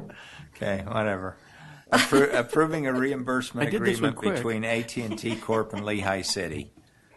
Can't remember who was. Oh, there you go. This is Moving AT&T. their This isn't utilities. UDOT, right? This one's yours. Yeah, this isn't UDOT. Ken This and is 16 are his. yeah. No, Been waiting all night. no, I I mean, know. it's been pins and needles, you know. Traverse Mountain Boulevard, when we went to build that, there's an AT&T cable in the way. We have to lower it. It's an expensive proposition. We had to do it on Triumph. Same thing. AT&T. An overhead Luckily, we cable. don't have two cables. is there Before enough- we had AF cable and AT&T. This Is there enough slack in the line to lower it, or do you have to splice They it together probably, to get the? if they can do it without doing a splice, they will, and the funds will be less. Yeah. But I assume they have to, because we're going down, you know, we're probably 18 feet deep. Actually, more than that, we're probably 24 feet deep. In order to get the structure, you got to remember there's going to be a structure someday over the top, so it's pretty deep. Yeah.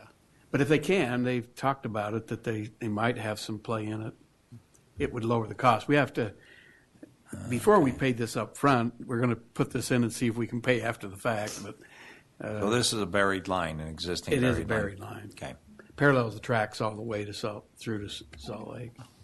I thought I was thinking it was an overhead line. I thought, well, we took care of one of those by just running. Oh, yeah, we've done that before, yeah. Dump truck down the road with forgot to lower his Oh, head. oops. So Insurance. took out the whole pole and everything. Okay. Any question? Pretty cost effective. Yeah. Item 15. I will take a motion on. Move to approve. I have a motion to approve item 15. Do I have a second? Second. Motion by Paige, second by Johnny. Any question? All those in favor say aye. Aye. Any opposed? Okay. Also, Lauren, item number 16. This is 2018-03. This is an agreement with UDOT.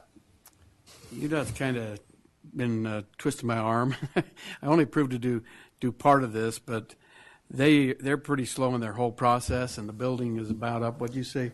Who was the building? Up at near Popeyes, up the far end. They're going to relocate this whole road because they're actually going to convert the other one into one-way streets, and it's in a part of the off-ramp. And it is their project, but their process would probably take another 6 to 8 months. So they've convinced me to go ahead and do this. We'd use our contractor. We could expedite it into probably 3 months versus their 9 to 12. So they've agreed to pay all the cost, all the engineering, and we would use Geneva Rock, which is our current road contractor, to do the work. So it helps us. It's a nice road. It will be our road when it's done.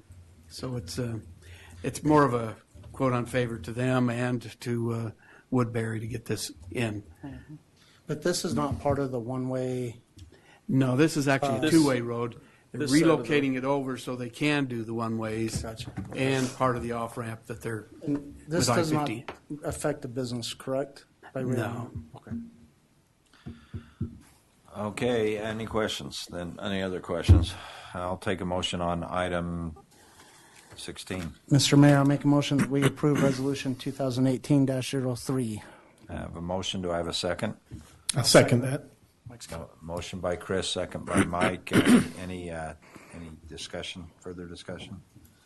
Hearing none. Let's see. Paige, Yes. Chris, Yes. Johnny, Yes. Paul, Yes. Mike. Yes. That also passes unanimously. And final item is 17. Final item, 2018-02, approving the settlement agreement with involving Private Capital Group in Lehi City. Ryan, Johnny's probably the only other one that would remember this. So I think it was 2007, 2008, the city It's a approved a long project time for ago. Texas Roadhouse. long time And there was a ago. claim by the plaintiffs that approval interfered with an access easement. So fortunately, we had signed, or Woodbury had given us a letter of indemnification so that if we got sued based on that approval, they would defend us. And we got sued, and they've been defending us ever since. So there were federal claims involved, there were state claims involved. The federal claims were dismissed. This one had, I guess the state claims had enough legs that through a mediation it was finally settled. So we, as a defendant, we have to sign this agreement, but it requires absolutely nothing of us. So it's just a routine matter to finally bring that lawsuit to an end. Any questions? I will take a motion on this. So moved. So moved. Yep. Sorry. Hello. I don't know if that was a second. Was that Hello. a second? Hello. I'll second. Yeah, so move the second. Okay. We have a motion. I know we have a motion by Johnny. I think we have a second by Chris. He's nodding in the affirmative. Any other discussion or questions? Hearing. We had talked about continuing on our discussion. Oh yeah. Oh, we got to vote on this though. Yeah. Can we finish? Oh, sorry.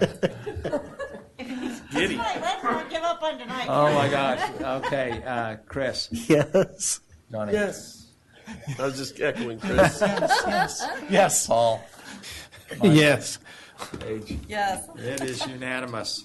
I will take a motion to go into a continuing closed door session. So moved. So just real quick on that, it was for real estate. Can we add pending litigation?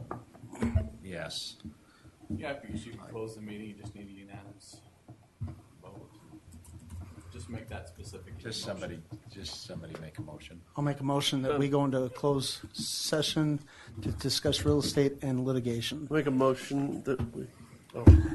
Second. I need All a those second. in favor say aye. Aye. Oh, did you second it? I did. Johnny did. I'm sorry. Oh, I was joking. Chris made the motion. Johnny made the second. Thank you. It was an echoed second. So strange. We'll bring it in and have them take a look tomorrow. Probably ought to too. Look here. I've never seen a police officer that looks so wore out in my entire life.